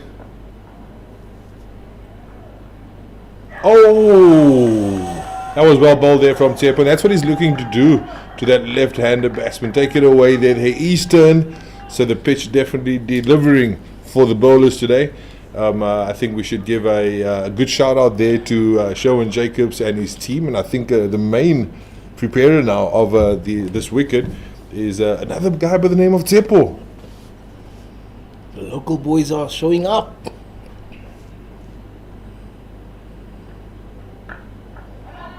A quick single there, Artis Viljoen with a shot, just a bit wide. Good call there, through by Tudisi Malika, his partner, opening batsman to Jerome Boscher, the wicket-keeper batsman, also left-handed batter. Just some slight adjustments to the field here by Tsepo and Tuli.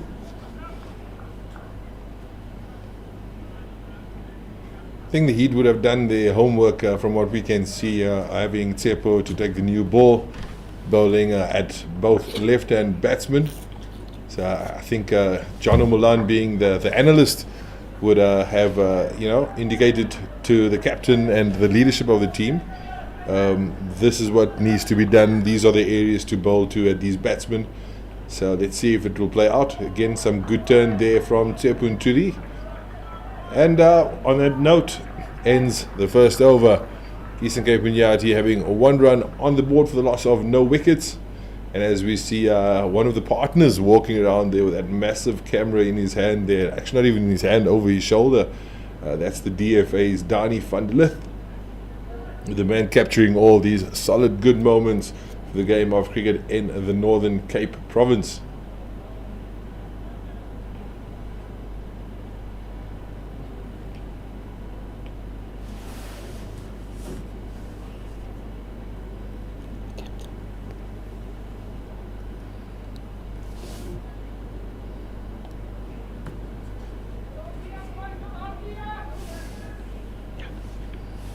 The captain taking the second over, Ruan Haasbroek, from the commentator's end.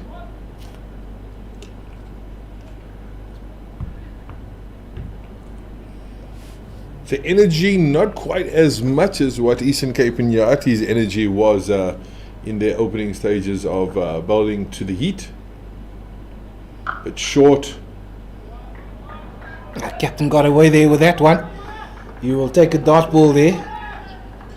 That one is supposed to disappear wherever Jerome Boscher wanted that one to disappear, but this is a definite ploy by the Northern Cape Heat, bowling the two right arm finger spinners to the opening batsmen, both being left-handed batsmen. Again, a little bit of a long hop there from the captain. Again, lucky enough to get away with just conceding 1 run. And you could see that he's smiling, giving a slight grin there that he knew he was getting away with that one. Just putting the point fielder out on the boundary and bringing it into the inner ring mid-off. So same sort of field placements from both bowlers. Just darting it in and just tuck it to the leg side there for a single. Takes the Eastern Cape side to 3 without loss.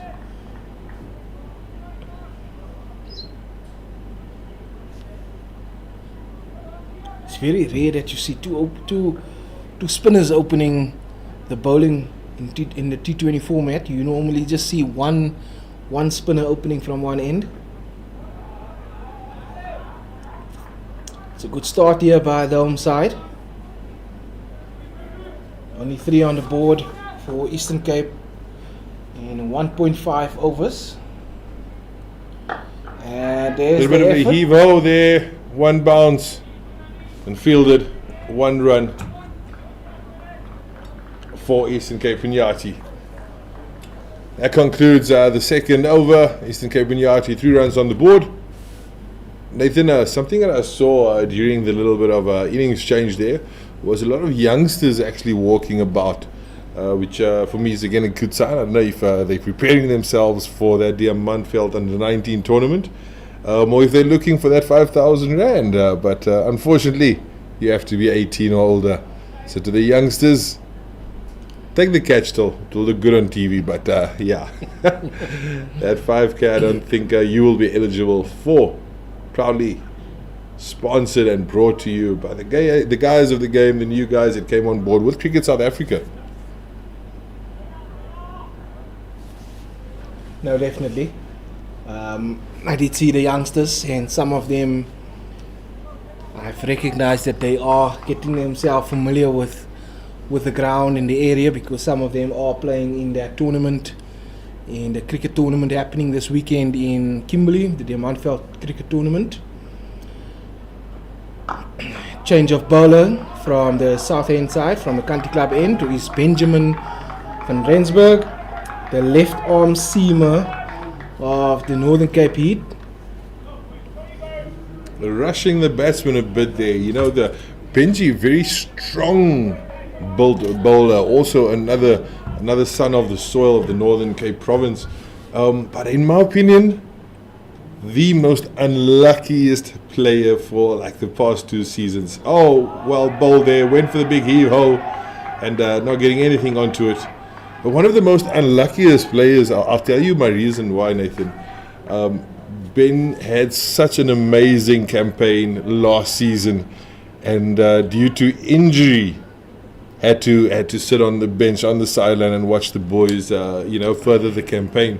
So again, I'm hoping that his health and body holds up this season, because a serious good talent. Can it be? Oh, through his hands for 4. Ben holding his head. A chance passing Romano to Blanche there and going for the Eastern Cape Iinyathis' first boundary, 4 runs. No, definitely a very unlucky player from last season by Benjamin van Rensburg. And you can see he's just rushing the batsman there.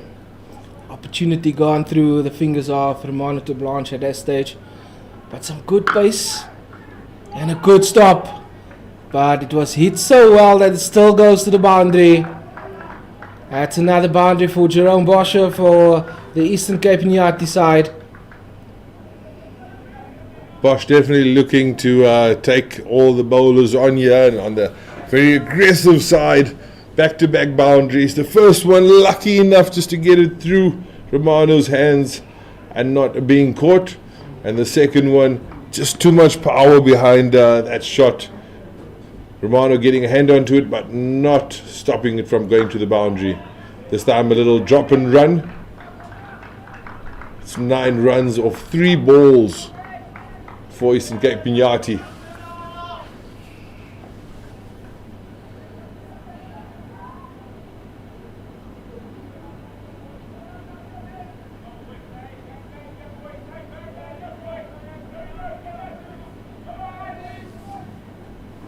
Tepun Tuli just motivating the guys. Very, very well bowled there from Benji. Moving that ball just a tad away, Nathan. Just a tad away, getting the batsman to half hang his bat out there. Fortunately for the batsman, not getting anything onto it. But that sees the end of the third over. Eastern Cape Iinyathi 13 runs on the board for loss of no wicket. And another bowling change for the Heat.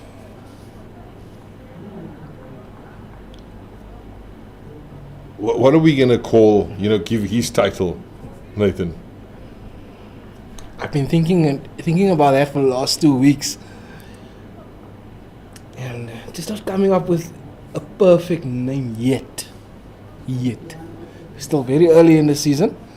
So we need to look for one that will stick with him for the rest of the season and seasons beyond. Definitely Hardisville there. Man with many years of experience. And this is the kind of experienced player that you want in a young team, Nathan. Somebody that the boys can turn to if they need advice. Ardis going right through under the bat in that block hole. And immediately the heat levels just rises on this field there. Yeah, the decibels definitely went up in the last couple of overs.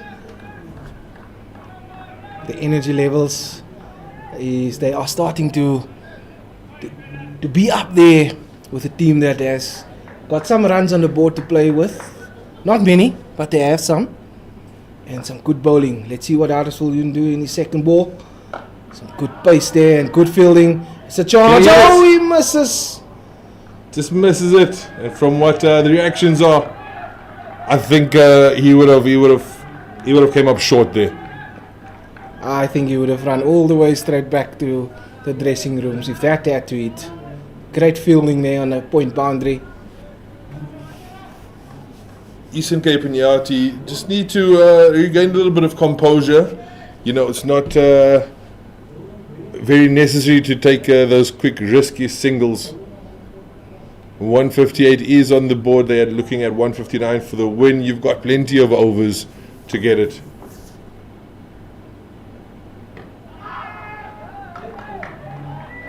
The pace of Hardisville seeming to be a little bit uncomfortable for the batsman over here, Nathan. Hardisville is bending his back. That's some serious pace that he's throwing in there. And just making the batter uncomfortable there where he's standing at this stage. And as we speak about that, he just went a bit deeper into his crease. See if that gives him some assistance. It's good fielding, good energy here by the home side.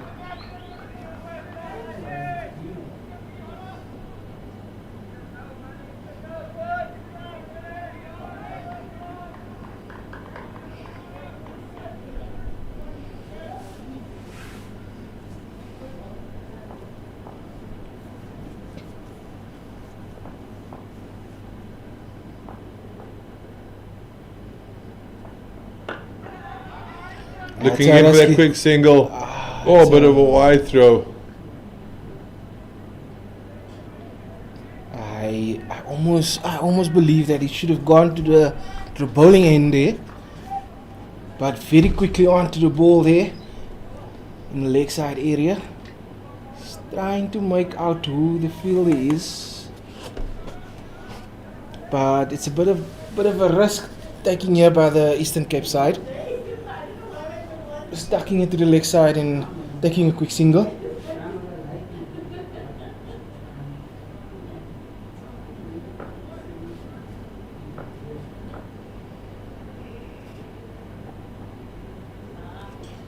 A little bit of a warning there from Andres. Please do not come and steal any real estate here while I am bowling, youngster. What's your view on the man can, Nathan?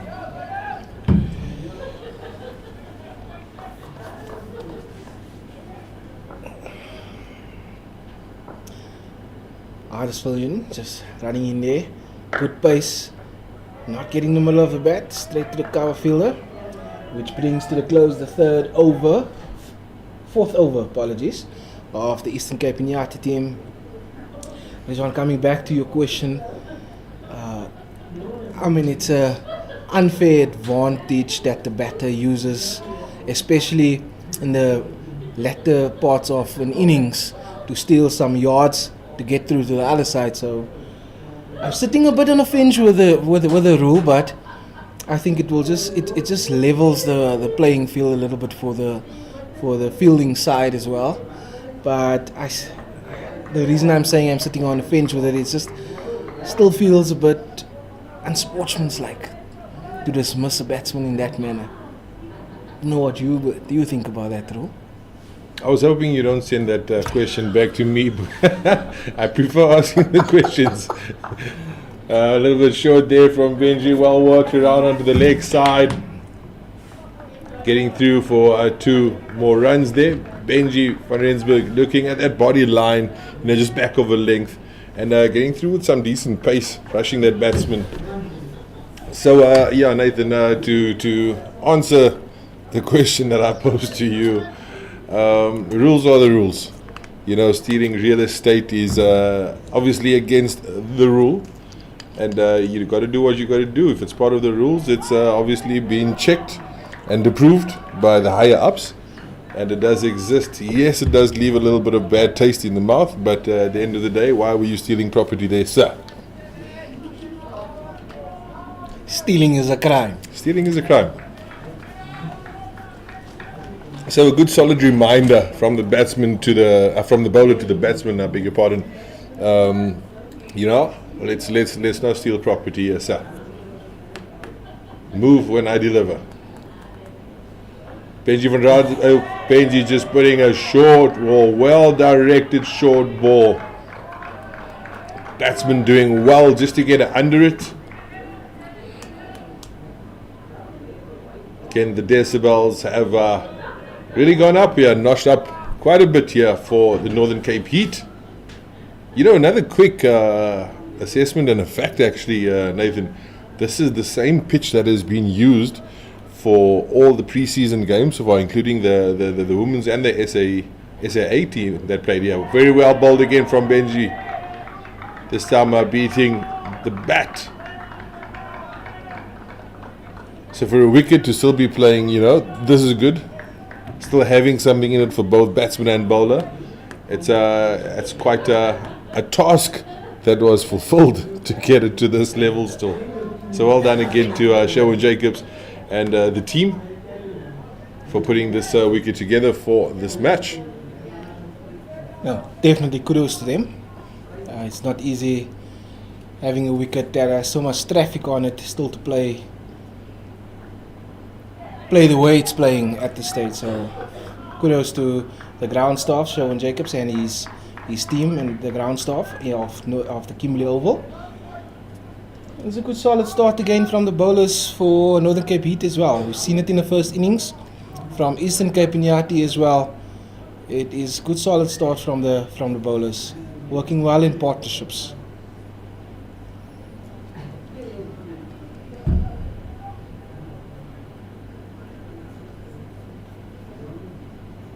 I almost want to believe that maybe the same strip will be used over the Diamantfeld under 19 tournament this week also. So kudos to the boys here. It definitely is playing well. Gives himself some room, sends it up in the air, but into no man's land. Going to fall short of 2 fielders. Iinyathi really taking, I'm going to call it, unnecessary risks. I don't think they want to lose a wicket or 2 at this early stages of the game, of their innings. They've got 90 balls left and they only need 140 for the win. But that does conclude the 5th over.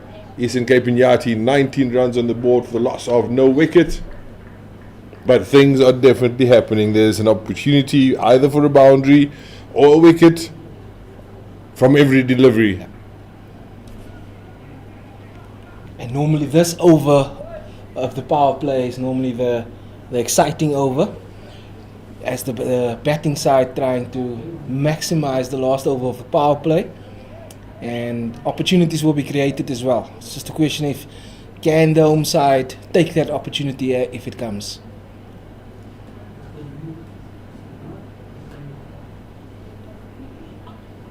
Hardesvillian going back in from the commentator's end. Oh, hitting the batsman against the body. He didn't want to show that A pain. little bit of you saw him, felt it, and then you can't show the bowler anything. You can't show him no sign of weakness. I would normally, as a bowler, would say rub it. Nobody will laugh, but yeah, the composure remains. Hardesvillian still coming in, hitting it, fast and going at the body line of the batsman. There's two possible ways that this can go, as Hardes is making that field change there. And I think this is exactly what Hardes is thinking now, is what I'm going to say now, is that release shot from the batsman to regain dominance over the bowler. He's going to try and go either big or do something like that, and well fielded there. You can hear the crowd and the fielding team here revved up for brilliance in the field there from the heat. Hardes still remaining on top in this little battle between bowler and batsman.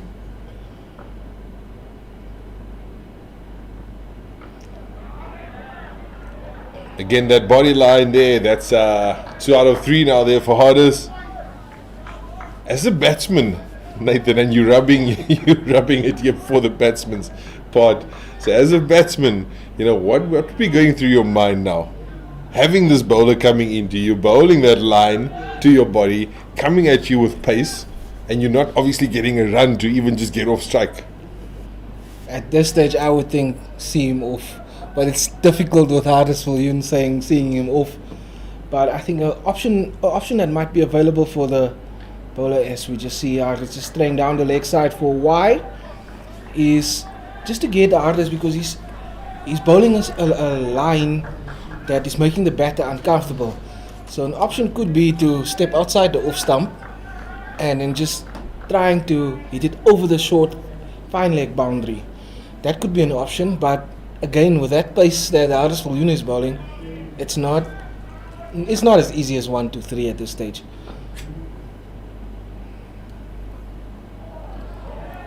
That's the build-up. That's the build-up of what Hardes is busy doing now. There, you see the batsman not really coming to grips totally with what he needs to do. You're having this bowler coming at you and bowling at the body all the time. So I think the first sign of seeing it's not directed for your body, have a swing at it. Almost a form of a release shot, just relieve some pressure, get something off this over. And also just to try and get, back on top of the bowler, because once the bowler's tail is up, hashtag Nico van Zyl. Totally agreeing with you there, Wani, and just a short ball there and just guided to third man boundary for a single by Jerome Bosch. So taking their score to 21 for no loss with the final delivery in the power play. So very, very successful over so far for Hardesvillian, not going for many. And this could be the ball, either boundary ball or wicket.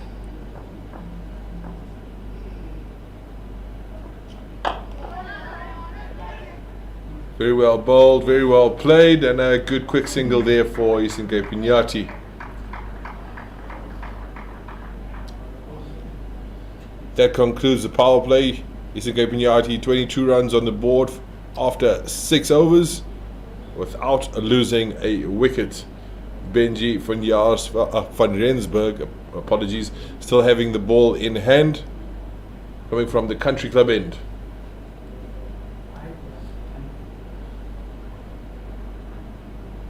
As the Eastern Cape Iinyathi had a good start to their bowling innings, The home side similarly also have a good start in the power play, not conceding many runs. The run rate only at 3.7 in the power play. So I'm definitely saying that the home side would be the more happiest of the teams after the power play.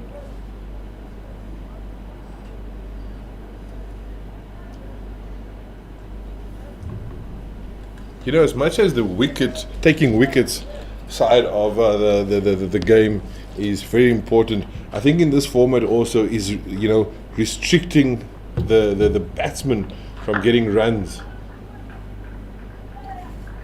This time worked out onto the leg side, fielded on the boundary. Eastern Cape Iinyathi gets 2 runs for that one, takes him to 24 for the loss of no wicket. But again, so restricting the batting team to runs, I think, you know, the Heat has to focus on that first, restrict them, because if they can be restricted, then risks are going to be needed to be taken, and once the risk factor gets in, that's when the opportunities for wickets comes about. So in that order, that's just my opinion on what we're going to be witnessing here today.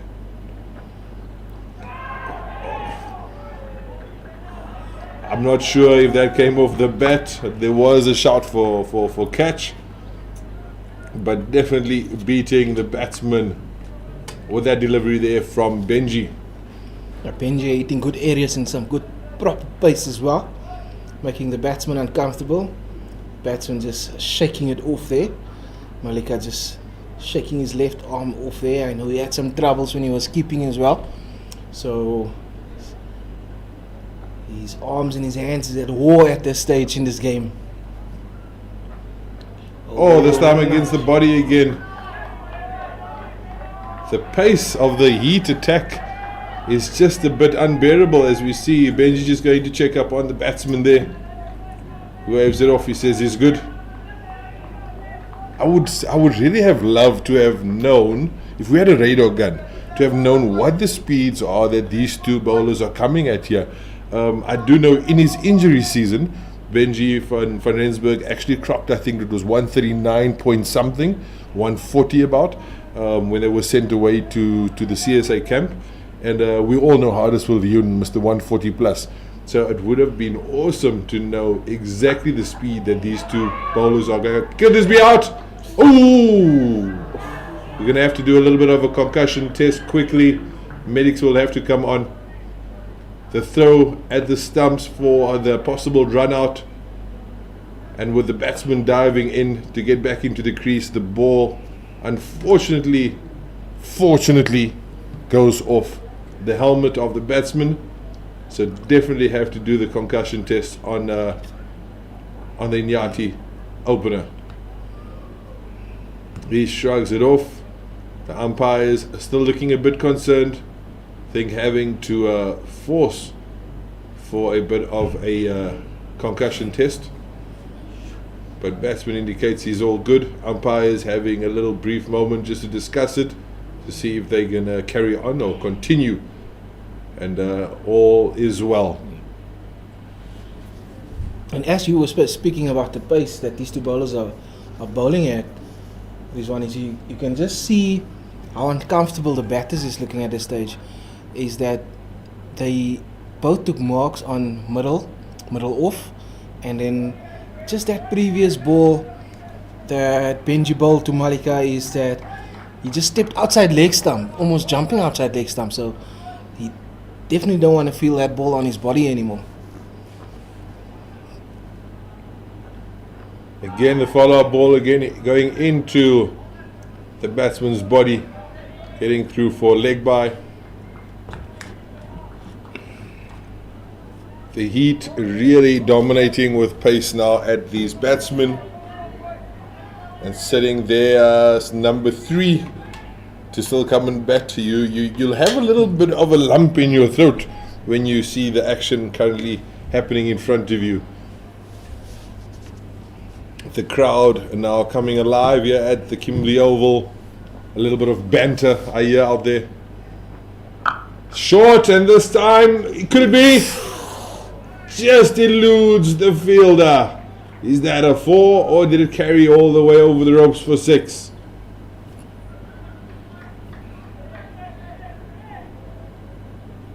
There we go. The fielders as indicated. It is 6. It's over the ropes.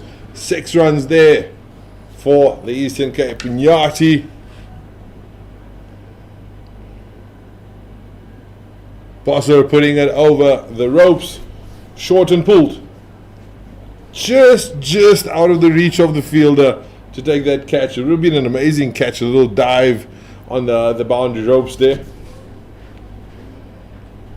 But ends the over on high for Eastern Cape Iinyathi with the maximum. Bowling change now again from the commentary box end.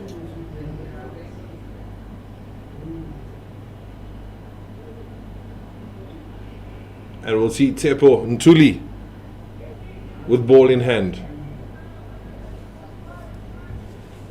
You think Eastern Cape Iinyathi might want to take him on a little bit? It could be risky, taking it away from the left-handed batsman.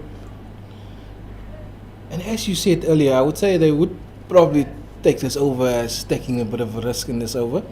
Because as we spoke earlier about just creating that pressure, bowling the dot balls, creating that pressure, and then the risk will follow, and the wickets will come obviously after that, is that the required rate has now jumped to 9.8, just under 10. And from a fielding side, defending a score, you would want that required rate to jump as quickly as possible, close to or even above 12 and over. And you know you are in the driving seat from there, because then the batting side has to take all the risk for the rest of their innings.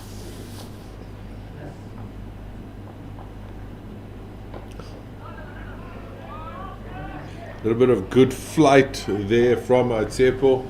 Good line, obviously turning the ball away from the left-hand batsman. And there's a nick. No slip fielder in place, and that will run away to the third man boundary for 4. Very good bowling there by Tsepo and Tuli, finding the outside edge. Just fortunate for the batter and unfortunate for the bowler. Northern Cape Heat still looking for their first wicket of this innings, but keeping the Iinyathi bowlers, the batters, quiet at this stage. Moving away there and punching it through to the offside cover boundary for a single by Ntudisi Malika. Brings on strike Jerome Bosch.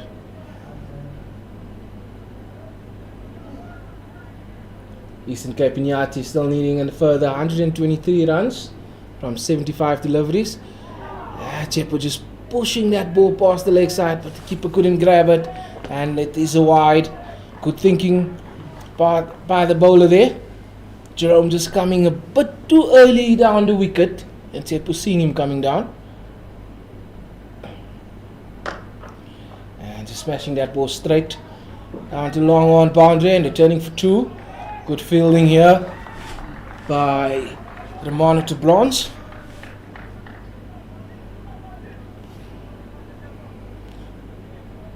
There has been some great running between the wickets as well by the batsmen on both teams. And going on one leg, hitting it to the square leg boundary, and that's good fielding on the boundary, just keeping it down to 1.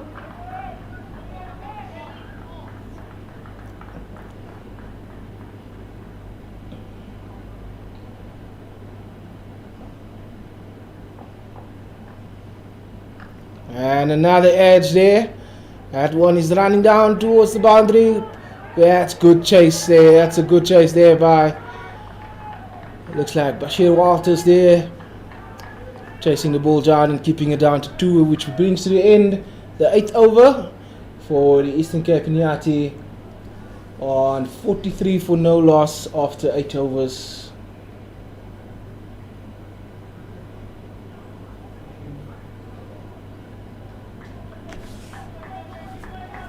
Again short, a little bit short and wide there. Have batsman having a slash at it, and again getting away with what could have been an opportunity if there was anybody in the slip cordon.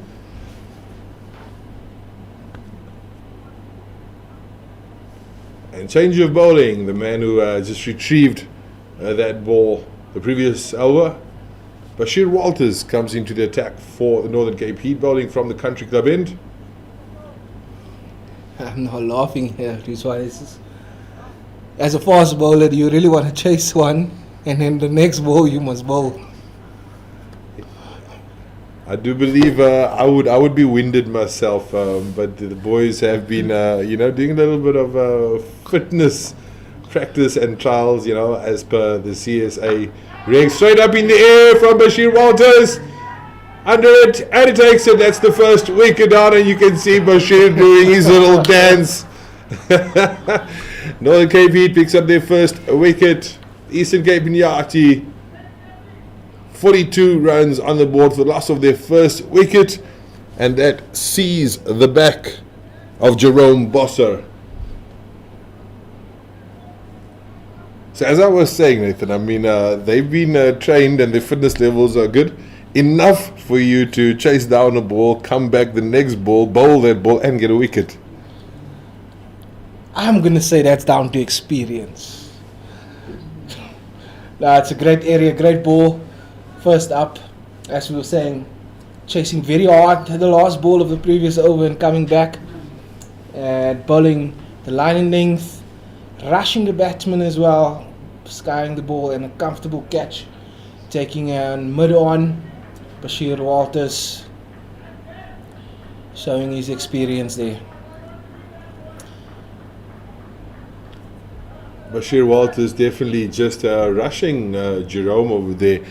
Jerome getting a bit more of a splice in trying to execute that shot, and with that setting it straight up into there, being caught by mid-on, and giving the Northern Cape Heat their first wicket.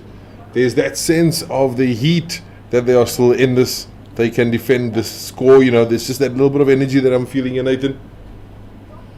No, you can hear the energy levels has gone up. You can feel the energy levels gone up from the home team. With a new batsman walking to the crease, Marco Murray, right-hander.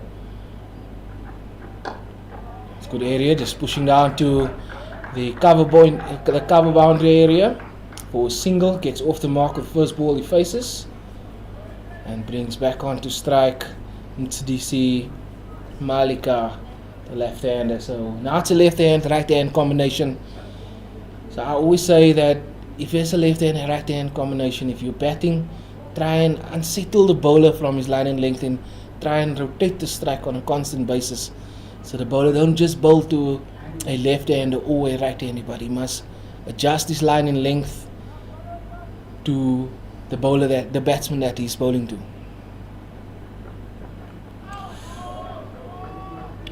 Once again, very well bowled there from Bashir. It does look to me like the physio is going to have some work to do with Mtsidisi Malika, because he's been through the wars so far today, and taking quite a few balls on the body as well while he is batting at this stage. But nonetheless, he's still there. Yeah, Mtsidisi not looking too comfortable today, and I think not just in the batting side of the game for him, he looked very uncomfortable fielding as wicketkeeper earlier on in the Heat's innings. With, I don't know, somewhat seems like he maybe picked up a little bit of a hand injury or some niggle, but he has not looked too confident and too comfortable.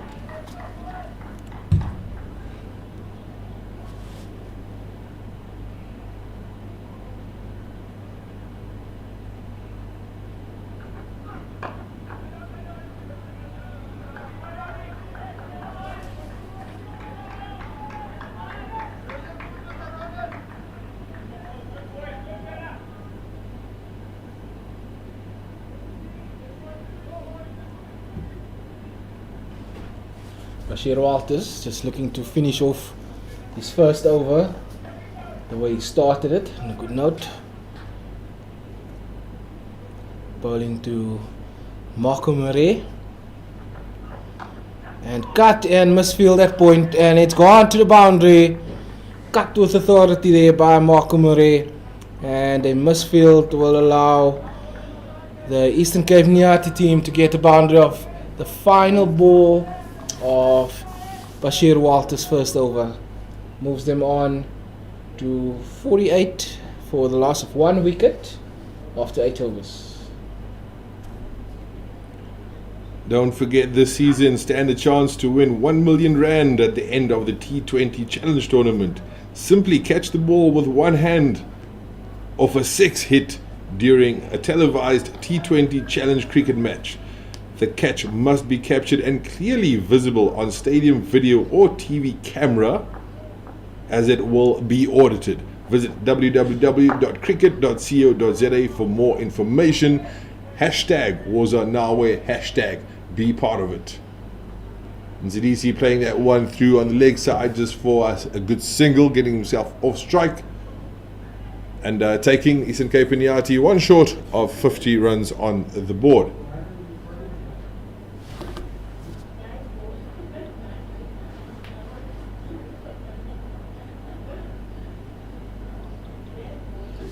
Tuli readying himself to bowl to Marco Moret, the right-handed batsman. Just adjusting his field to make sure that everybody is in the right place.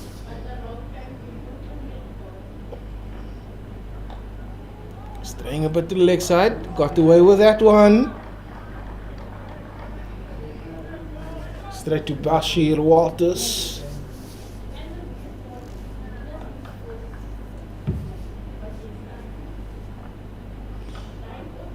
This time again, short and down leg from Tepo.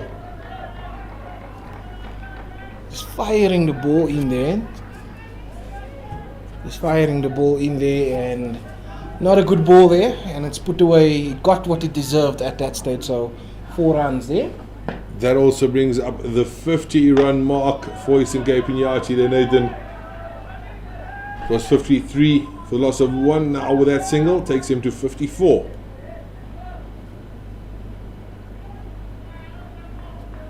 That one looking a little bit low from my angle there. I don't know if my eyes has deceived me there, Nathan. Fortunately, we can't refer to your senior statesmanship there, but no, the ball did keep a bit low there. But well negotiated by Marco Moret.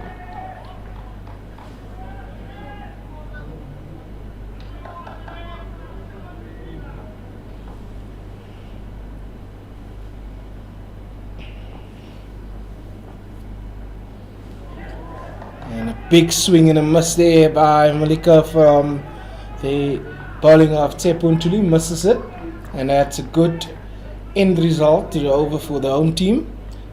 And we're at the halfway stage for the Eastern Cape Iinyathi innings, 54 for 1 after 10 overs, and at the same stage the home team was 56 on the board, so just losing a bit more wickets than what Iinyathi has, but runs wise they're more or less in a similar stage.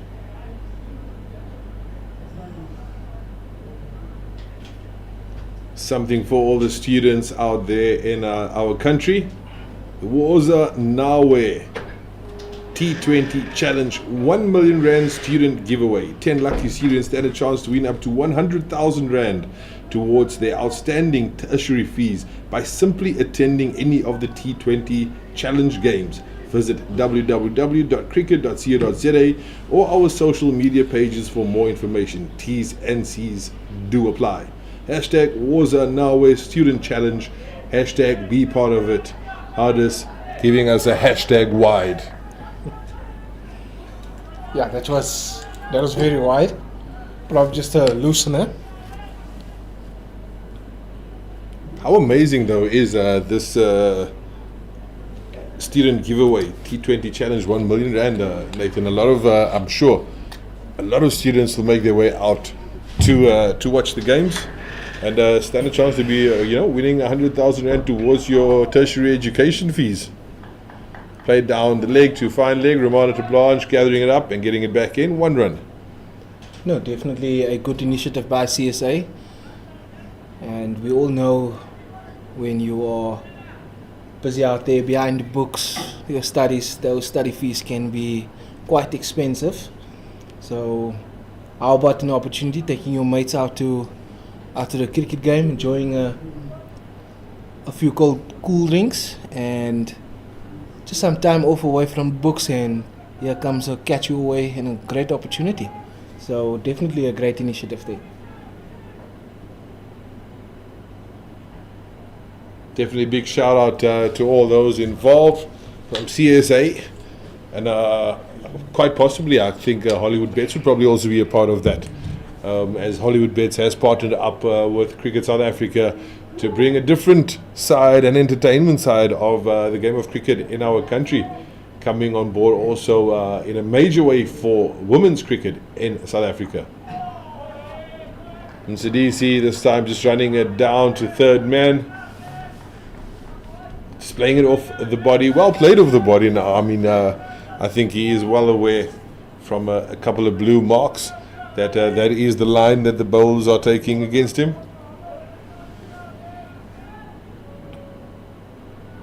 It's a good battle here out in the middle now between the seamers and Malika, the opening batters of the Eastern Cape Iinyathi.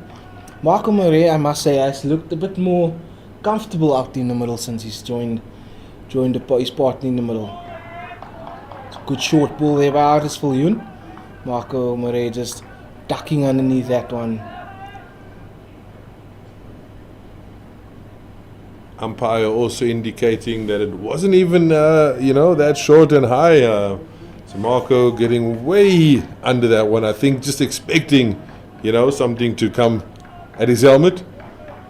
I think he was just practicing his squats there. But definitely getting low there. That one now getting over that shoulder height.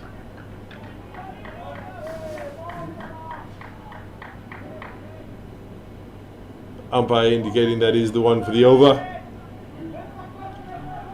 Marco was looking to guide it over the keeper's head there using the pace and obviously the height elevation from Hardisviljoen. We're at the halfway mark, past the halfway mark now.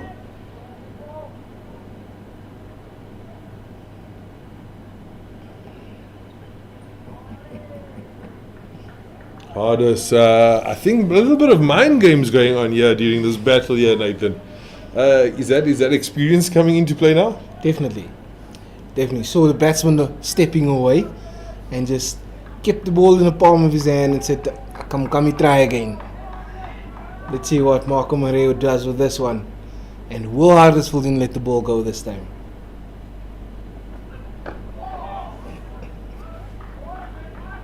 That's when we'll be looking for two. Opts not to. Good fielding, good throw in there from the fielder. Looks like Cole Abrams, am I right?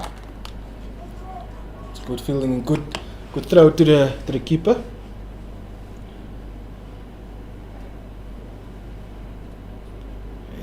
Some good chatter also here by the home team.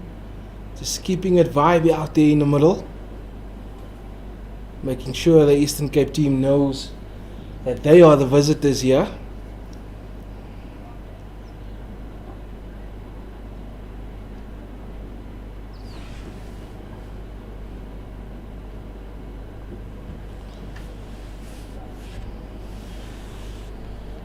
Just bringing in a shorty's fine leg as well.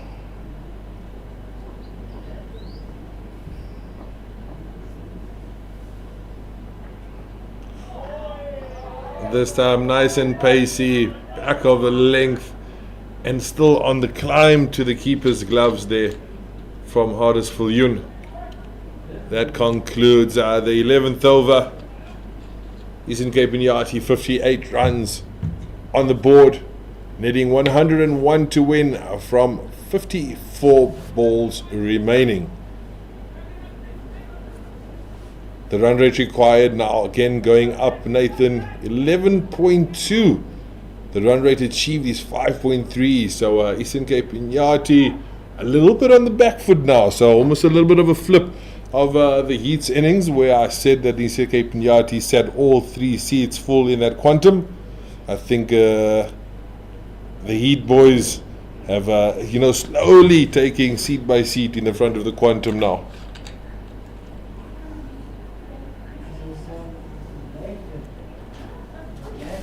Now the Heat boys just making sure that there is no early getaway here by the Eastern Cape side. You will stay up until the game is properly finished, not winning the first innings. So good fight back by the home team at this stage, making a good proper game out of this. Truth be told, at one stage in the Heat's innings, we did kind of, think that it would be an early night. But definitely after CSA Claasen short and pulled to the leg side, one bounce into the fielder's hands there. Iinyathi getting one run. But yeah, if not for the brilliance and the dominance of CSA Claasen, I think we possibly would have been making ourselves ready to go home.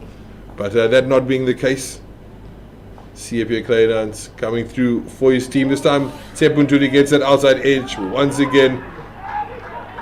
Fielded.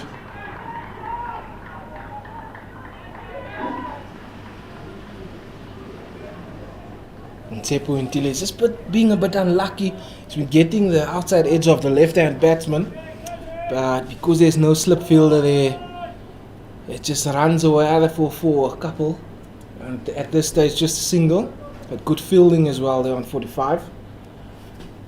Short third man, and punched around the ground by Marco Murray for a single. Captain fielding that ball. Apologies, Ronan Norman for fielding that one.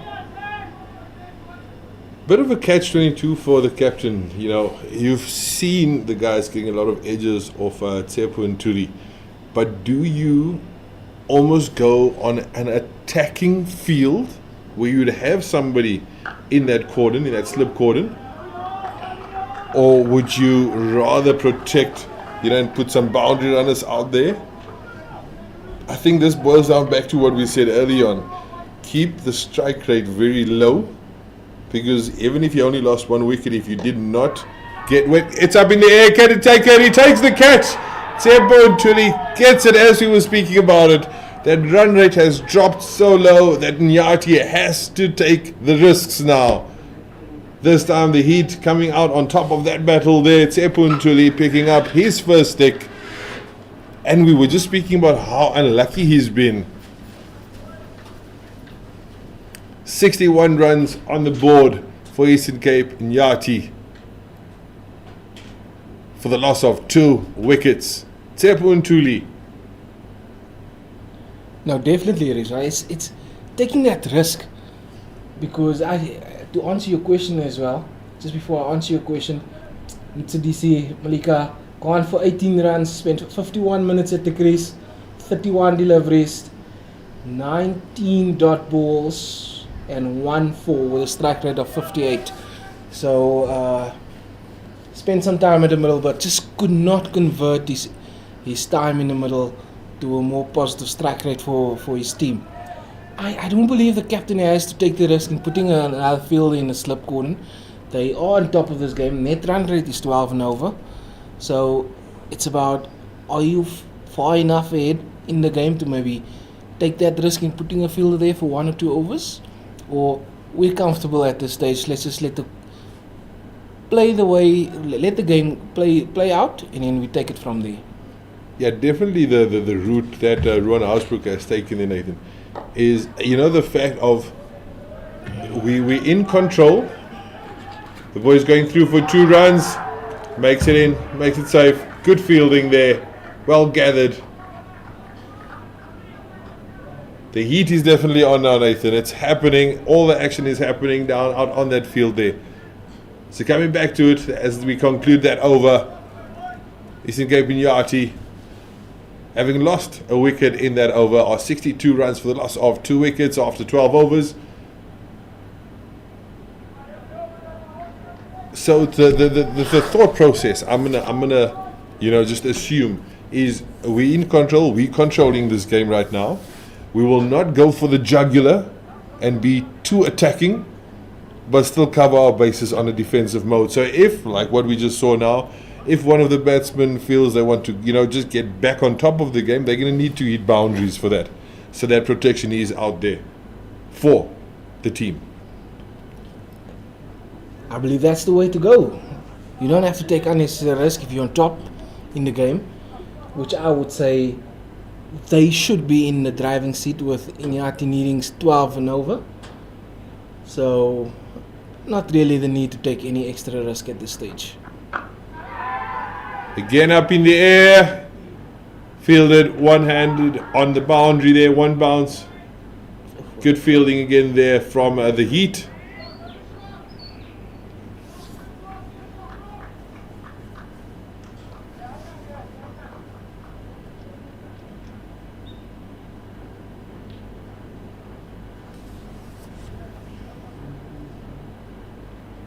Marco Murray just pulling that ball down to the deep square boundary, just falling short. Bashir Walters steadying himself to come running in again.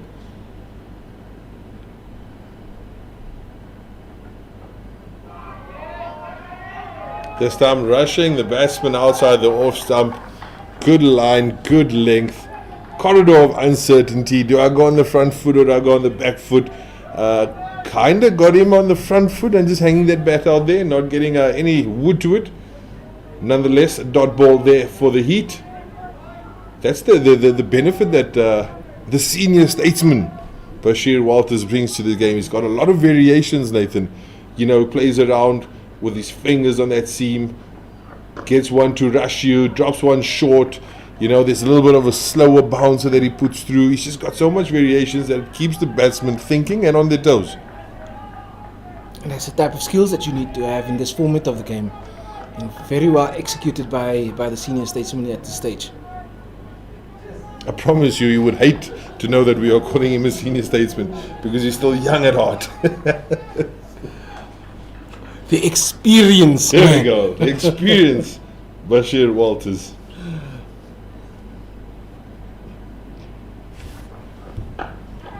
Played into the air this time. Will it go all the way for 6? It does. Hits the stands on the second tier. 6 runs for Eastern Cape Iinyathi. And there's a couple of members out in the stands that was hoping that ball would come through there, but unfortunately just fell short of them. You can actually see a little bit of a debate going on there, missing that 5,000 rand opportunity.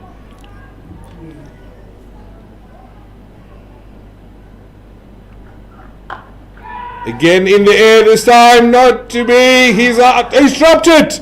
He's dropped it and it goes for 4. It was in his hands, left his hands and trickled over the ropes for 4 runs.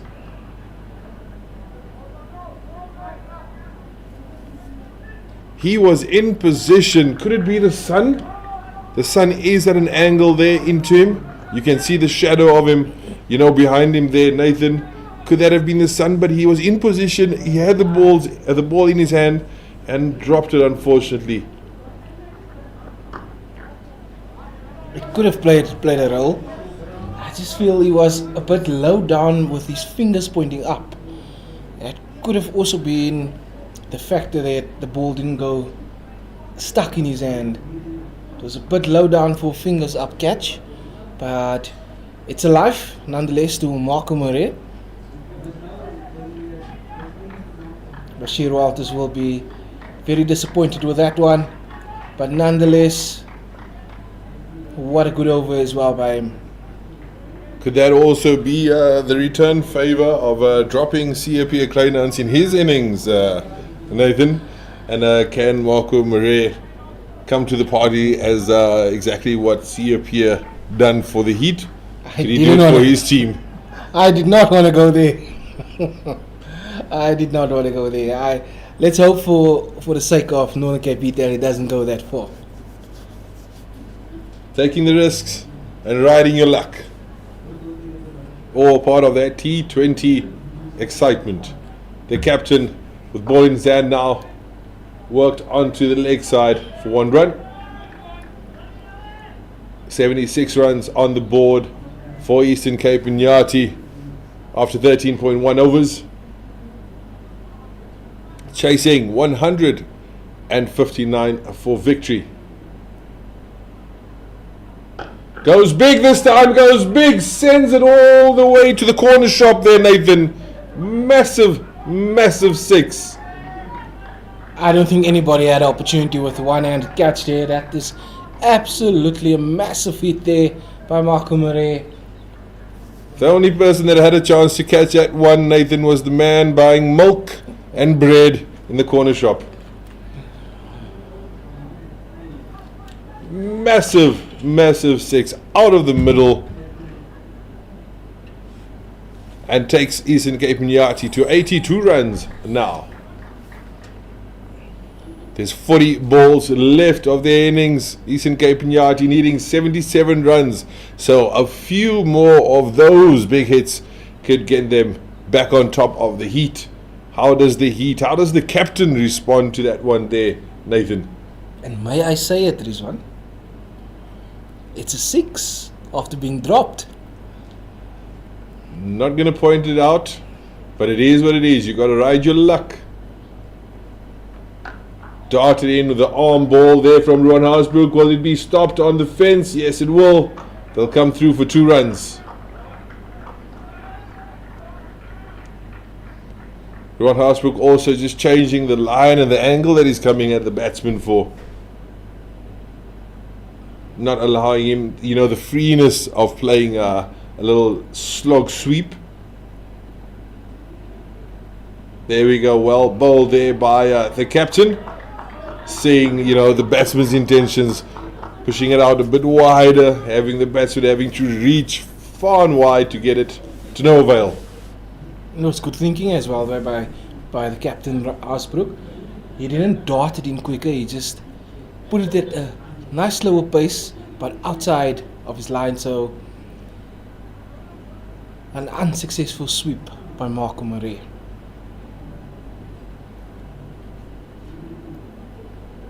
Final 2 deliveries left in this over. That one is darted in wide and just cut to the offside for a single,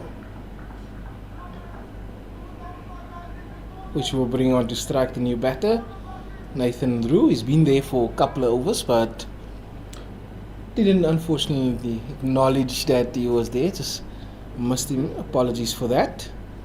Nathan Drew on strike to the captain, Ron Haasbroek's final ball of his second over. He's adjusting his field.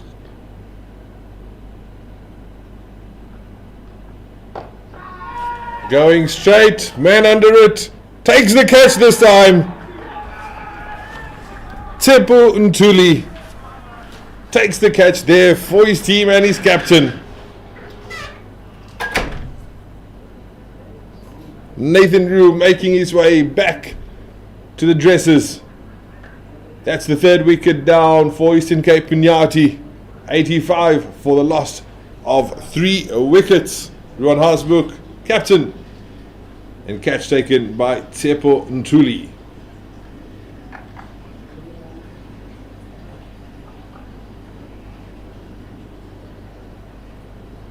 Don't forget, Proteas Friday is back, ladies and gentlemen. Let's paint the nation green and gold every Friday as we stand behind our Proteas women in the ICC Women's T20 World Cup.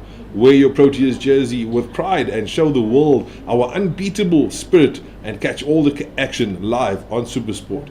Hashtag always rising, hashtag Woza Nawe. Cricket South Africa and Hollywood Bets are also excited to bring you the Hollywood Bets Pro Series Women Professional League, made up of the Hollywood's Pro 50 and Hollywood Bets Pro 20, starting Friday, 4th of October 2024. For more information, please visit www.cricket.co.za. Hashtag it's our time, hashtag Woza Nawe.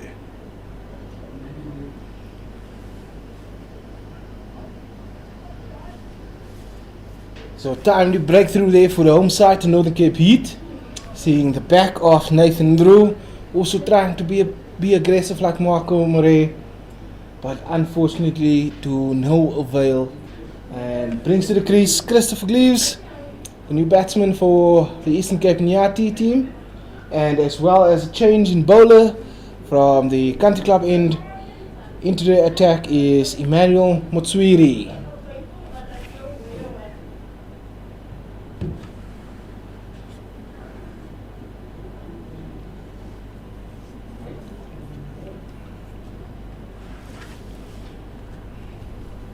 which we're running in to Markham.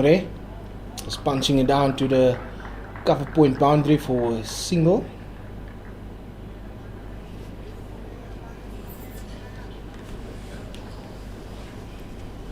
Eastern Cape Iinyathi 86 for 3 after 14.1 overs. Still needing another 73 runs from 35 deliveries. Run rate of 12.5.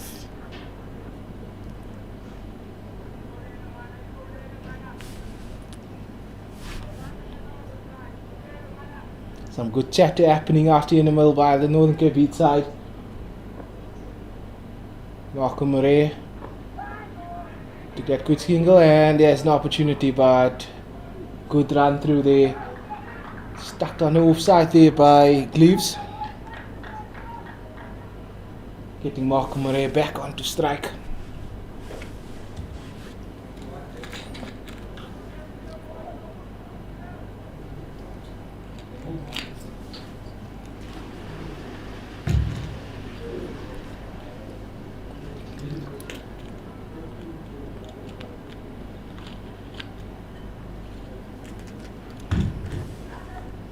And that one is a stickle down the leg side to the fine leg boundary for 4 by Markham Murray. Not a good line there by Motswiri. And that is another boundary for the Eastern Cape Iinyathi, taking them to 91 for 3.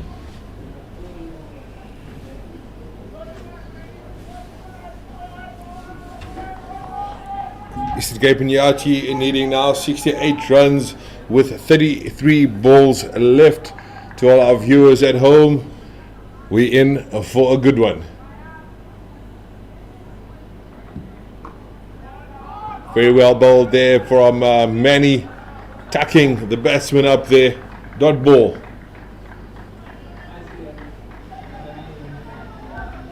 At this stage of the game, Nathan, dot balls and wickets are gold for the fielding team. Singles and doubles and the boundary is gold for the batting team. It's all about who can hold it up and who has got that big match temperament at this stage of the game. Who can take who over the line. Short, pulled, massive, way past the scoreboard, almost making its way to the Ikapa mine for its night shift. 6 runs. Eastern Cape Iinyathi. And as you said it, Rizwan, it's taking that singles, taking the twos, and then if that bad ball comes, putting it away, and then you're just putting your team in the driving seat with a massive 6 by Markham Murray. And I know we don't want to mention it. Mention it. But it's been 2 6s and 2 4s since the drop catch. So 20 runs that drop catch has cost the home side at this stage. Markham Murray getting a hold of that one as well. This time straight down the ground with aggression for 4. Stand and deliver. Marco Murray sending this ball to all parts of Kimberley. His first a big massive 6 after that drop catch. It landed on the corner shop's roof. The pull shot that we just witnessed in this over managed to make its way all the way to Ikapa mine shaft for night shift, clocking in. And then a beautiful aggressive stand and delivered drive for 4 past the bowler Emmanuel, and that one almost hitting the front of my house's gate there, Nathan. Some big shots there, Rizwan. Definitely some big shots. That also brings, apologies, I just noticed it now, it brings up the 100 mark for Eastern Cape Iinyathi. 101 for the loss of 3 wickets after 15 overs there, Nathan. 58 runs now needed from 30 balls left. Both camps still kind of believing that they're in it, but I think the little bit of a shift now is on the side of Eastern Cape Iinyathi. And I've just picked something up with that previous over 6 and a 4 the last 2 deliveries. Just a bit of a drop in heads by the Heat side, and they are still, the run rate is still at 12 and 3 over, so there's no reason for them to drop their heads here. So it's still nicely poised. It's always good to have the runs on the board, but like you say, it's maybe just a little bit of a shift in balance at this stage, with wickets in hand for the Eastern Cape Iinyathi here.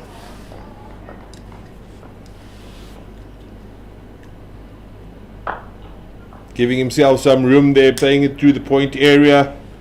Fielder gets it on the ropes. 2 runs. 2 valuable runs there for Eastern Cape Iinyathi.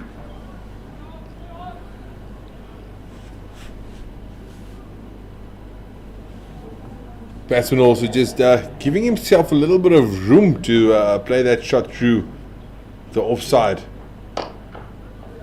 This time straight punch back with authority to mid-on. Fielded on the ropes. And they get through for 2.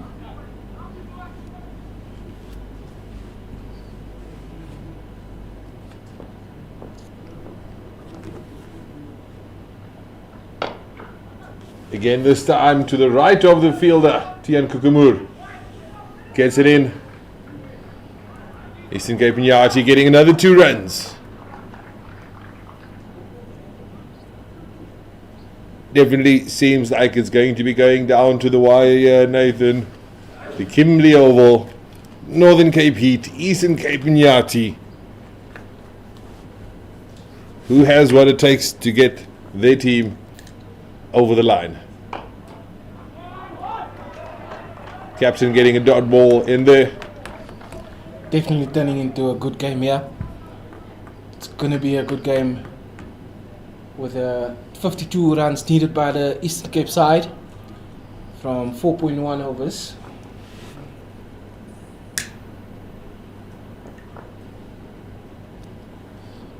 They say he bowls him, the captain bowls him. The captain comes out on top in this battle.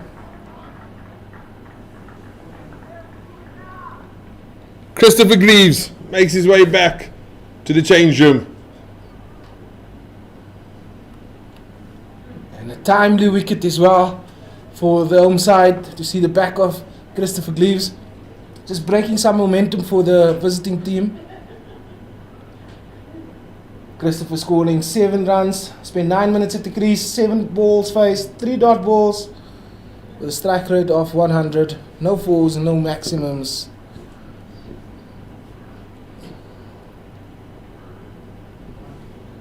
Eastern Cape Iinyathi 107 for 4 after 16 overs.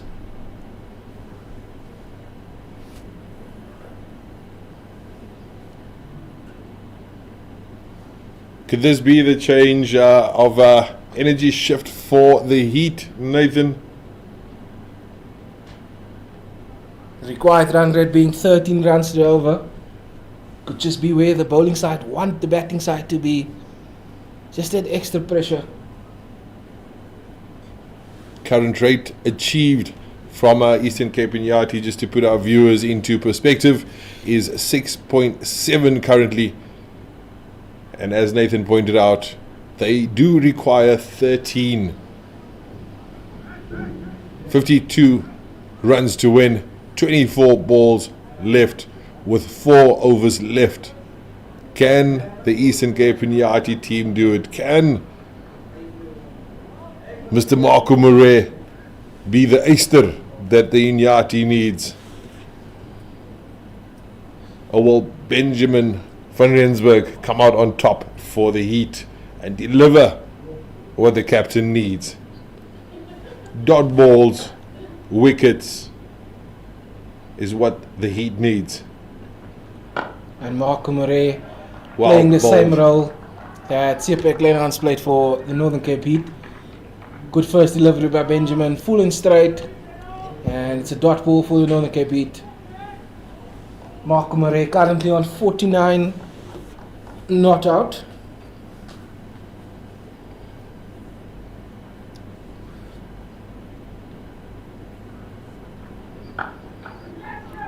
And that ball That is one flies over for 6 runs and brings up Marco Moret's 50. Currently on 55 runs after 36 minutes at the crease. Currently faced 28 balls, 9 fours. Now, apologies, 5 fours, 4 sixes. Marco Moret definitely looking to be the CSA Claasen for Iinyathi now, as our CSA was for the Heat, Nathan. 46 runs left to win from 22 balls. Marco Moret batting at a strike rate of almost 200. So definitely being the right person for the Eastern Cape team. In the middle, Benjamin van Rensburg just missing his length there.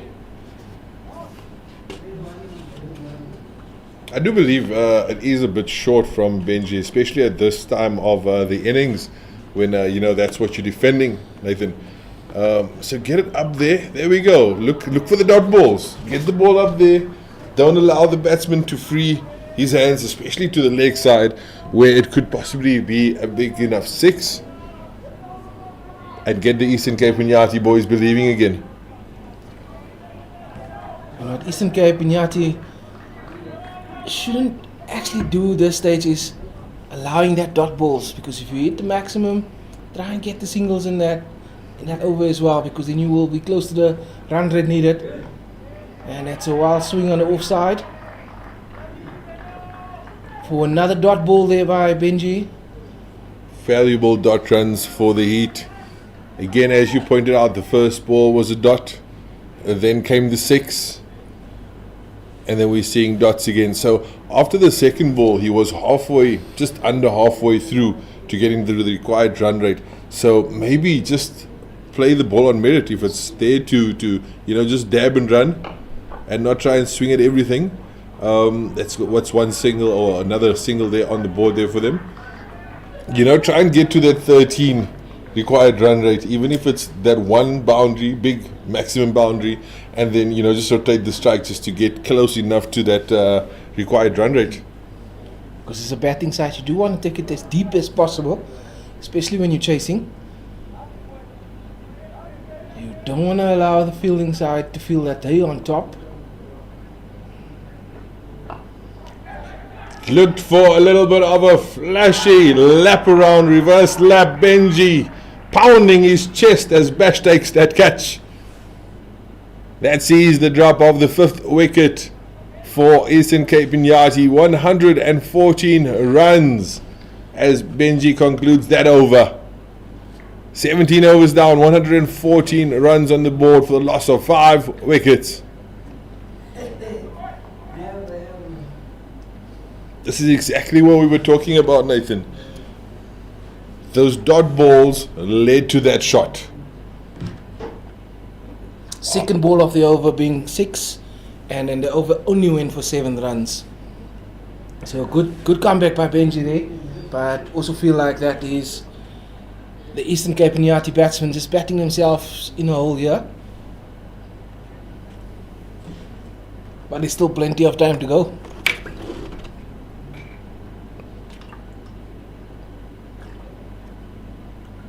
The new batsman making his way to the crease for Eastern Cape Iinyathi will be on the non-striker's end. But I kind of sense, if you look at his body language, Nathan, it's not very positive. And I firmly believe as a batsman coming out, regardless in what position your team is, come out with authority. Not shoulders dropped. Come out knowing that I'm here to do the business. I'm going to stand 10 toes down and I'm going to handle my business. And that just gives the fielding team a little bit of a, just something to think about if you're coming out all positive and energetic, guns blazing. Oh, definitely. The new batsman to the crease is Jay de Klerk for the visiting team. And as you said, Rizwan, just come out with authority that you want to bat, you want to be in the middle, you want to help take your team home. And as we said, that a good taking that ball from outside off stump, wide outside off, and sweeping it down to the square leg boundary for 4. The fielder more on the cow end of the field there. The captain maybe should look at getting, because we can see Markham, that's his go-to shot now for maximums. Just getting that fielder down to between cow and mid-wicket boundary. This time looking for 2 runs. They get 2 runs through. That's good fielding on a boundary there. Good throw as well. And that's exactly what the batting side needs to do. Hit the boundary. Still look for that 2s and 1s. Get them close to the required rate. The required rate is going one way up. It's at 14.9 at this, 14.6 at this stage. Apologies. Rate achieved is 6.9 by the batting team. Still requiring 39 from 16 deliveries.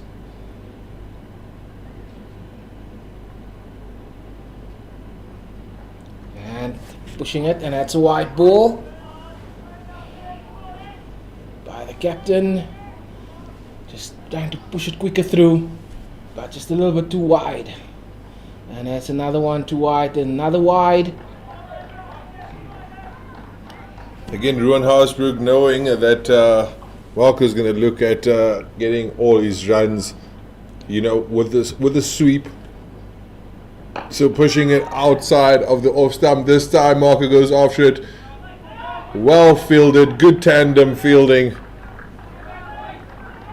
between Tsepo and Tuli and CSA Claasen. Tsepo diving to keep the ball away from that ropes, and CSA getting the ball in hand to toss it back in. Great fielding there by Tsepo and by CSA. Markham Murray looking for his go-to shot there, and again Ruan Haasbroek pushing it outside the off stump.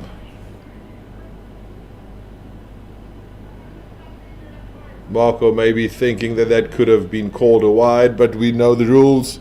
If you are also moving across and outside of that off stump, you're keeping that ball in play. This time should be called a wide, and is.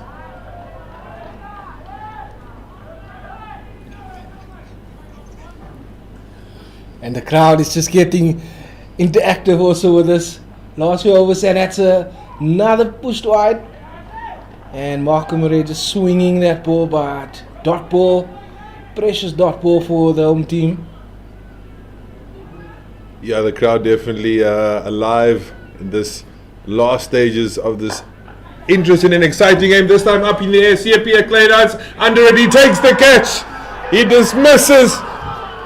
The captain elated, the team running up, just above the clouds right now. Northern Cape Heat, Ruan Haasbroek, the captain, takes the wicket of the dangerous Markham Murray.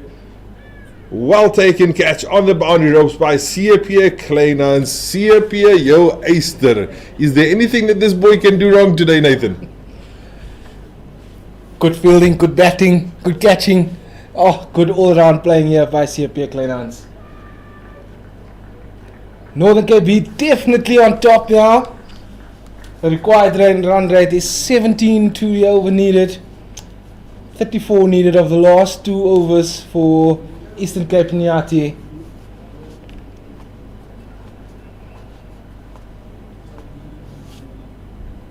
We can't look past the fact there that Markham Murray put a very, very good innings together for Eastern Cape Iinyathi. Batted his heart out, tried to get his team over the ropes for the win. Definitely great batting by Markham Murray. He used his opportunity as well. Was given a life and he used it definitely. Took with both hands. Great effort by the Eastern Cape batter. The lifeline that has been disturbing you today, Nathan.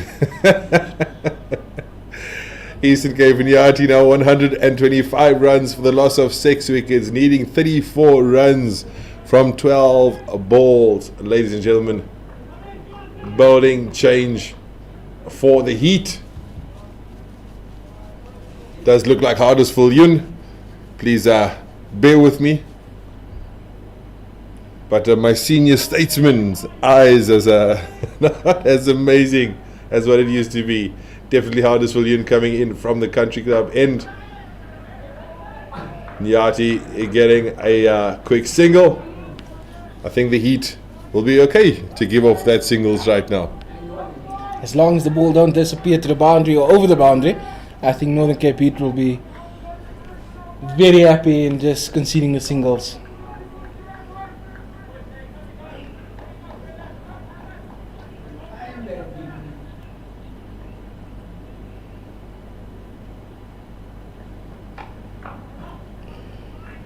Playing it behind point, stopped on the ropes, well fielded, and then but 2 runs nonetheless for Eastern Cape Iinyathi.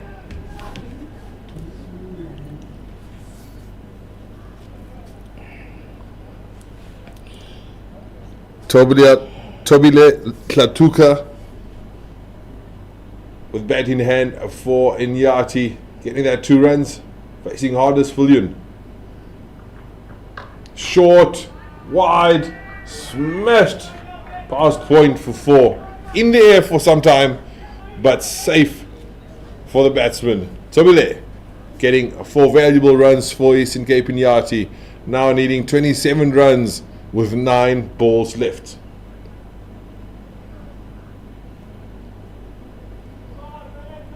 What can they take off this penultimate over of the match, just to make it a little bit easier in that last over?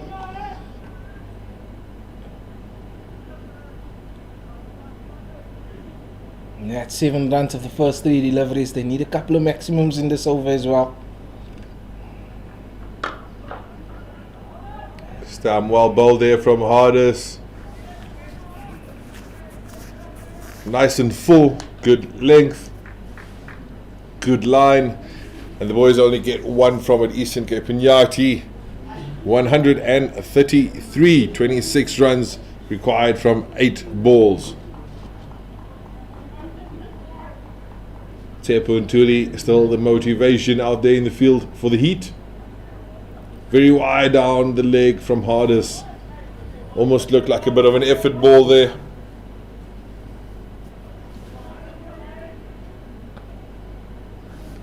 The Northern Cape Heat side will be very happy from where they were halfway stage from the batting innings to where they are now, being firmly on top in this match. 8 deliveries to go, 25 needed by Eastern Cape Iinyathi. It's going to take some effort to get there. This time too fast, rushed him, but falls in no man's land.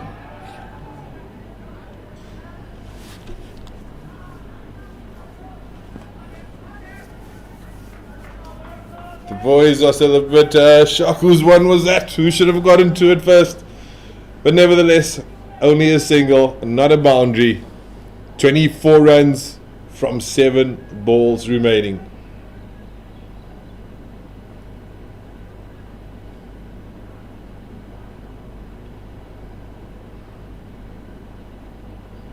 Huddersfield coming in.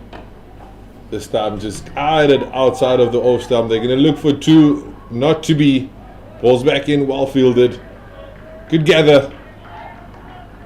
As we lead into the final over of the innings. Bashir Walters, Mr. Experience, taking the ball. And he'll be ecstatic that he's got 23 runs to defend from the last over.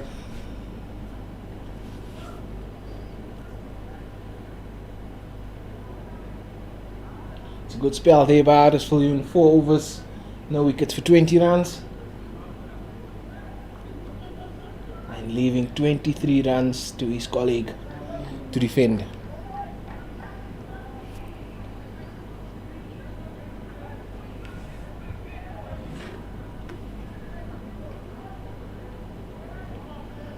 And just a change of bat as well there for Tobile Klatuka.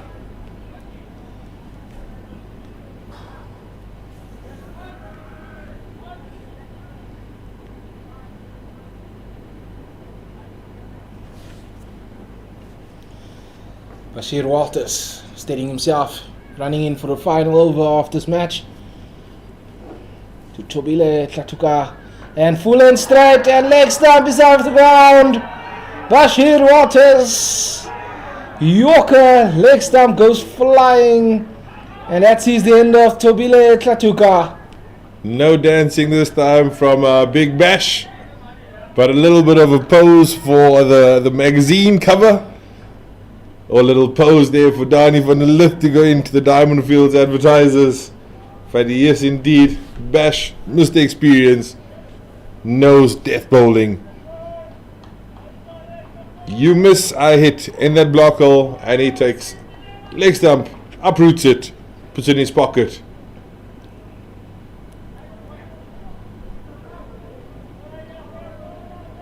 Quick, fun, interesting fact, Nathan. So you'd see normally where Bashir would start his bowling from, his marking that he does would almost resemble a 7. You know, the big line, and then within there he'll draw it. His number is 86, as you can see on his back there. So 786 being a very key number in his religious beliefs in life itself. So something that I always actually look at when I watch this young man bowl, and I'm saying that young man respectfully. Very interesting point. Thank you for that point. Interesting. This time he goes for the field LBW. Not to be. Just sliding down legs. Yes, yes. A mix up. Is there an out opportunity? No, there is not. They get back. Very, very confusing between the two batsmen. The communication between the two, not that good at this stage of the game. Yeah, definitely. It's just a little interesting fun fact about Bashir and his number that he's been playing with for, I think, the entirety of his career.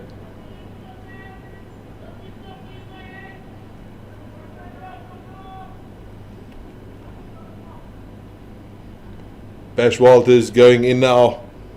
Iinyathi needing 22 runs from 4 deliveries. Again, Bash looking for that Yorker. This time played out to mid-on for 1. Quickly back in from the captain himself. It's definitely brilliant death bowling by Bashir Walters. 3 balls, 3 dead straight onto the stumps, full length, not giving anything away to the batter.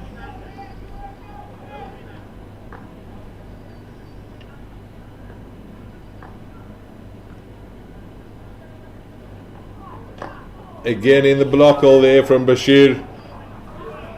Iinyathi, they would look for 2, but will not get it. 1 run for Iinyathi. 2 balls remaining. Iinyathi needing 20 runs. Not to be today for Eastern Cape Iinyathi.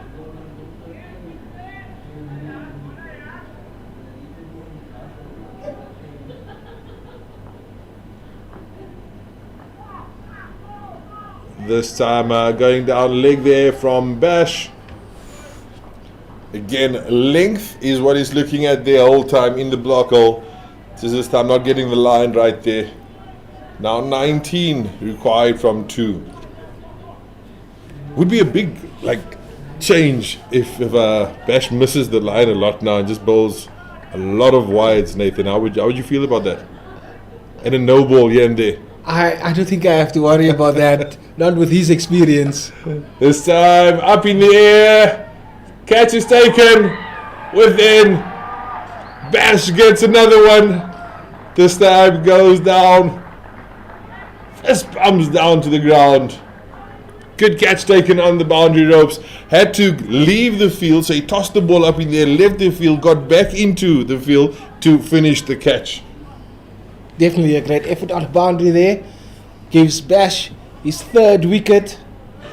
What great bowling this has been by the experienced bowler. The experienced Bashir Walters coming in and just sealing and delivering it for the Northern Cape's Heat victory here today at the Kimberley Oval.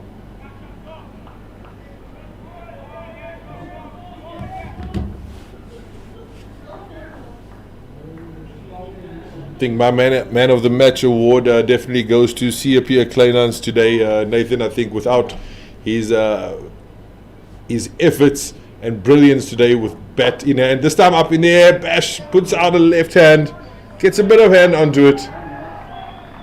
That concludes it. That concludes the win for Northern Cape Heat. Valiant effort from the Eastern Cape Iinyathis, Niku van Sail and Marco Murray, but falling short of getting that victory here today for Eastern Cape Iinyathi. Northern Cape Heat taking this win, putting it in the bag and marching on. Definitely a great effort by Northern Cape Heat. CSA Claasen being the man on top for them. And some great backing up by the bowlers, Bashir Walters, Aris Viljoen, and the captain, Rowan Hasbrook as well. So, great effort from the home team to get their second win of the season. And the first win of the season still eludes the Eastern Cape Iinyathi team. But safe travels to them, and well done to the home team. To all our viewers that tuned in today, thank you so much. Kindly don't forget to tune in on Friday, Saturday and Sunday, as we will be having games or matches all over the country. So please subscribe and tune in this weekend as we watch a lot more awesome, amazing cricket. Once again, thank you so much for joining us. This was the Kimberley Oval. Nathan Plaikis and myself had the honor in hosting all of you watching back home. Kimberley Oval sees the home team taking the win and bagging it. Northern Cape Heat beating Eastern Cape Iinyathi. Looking forward to speaking to you all sooner. But for now, God bless.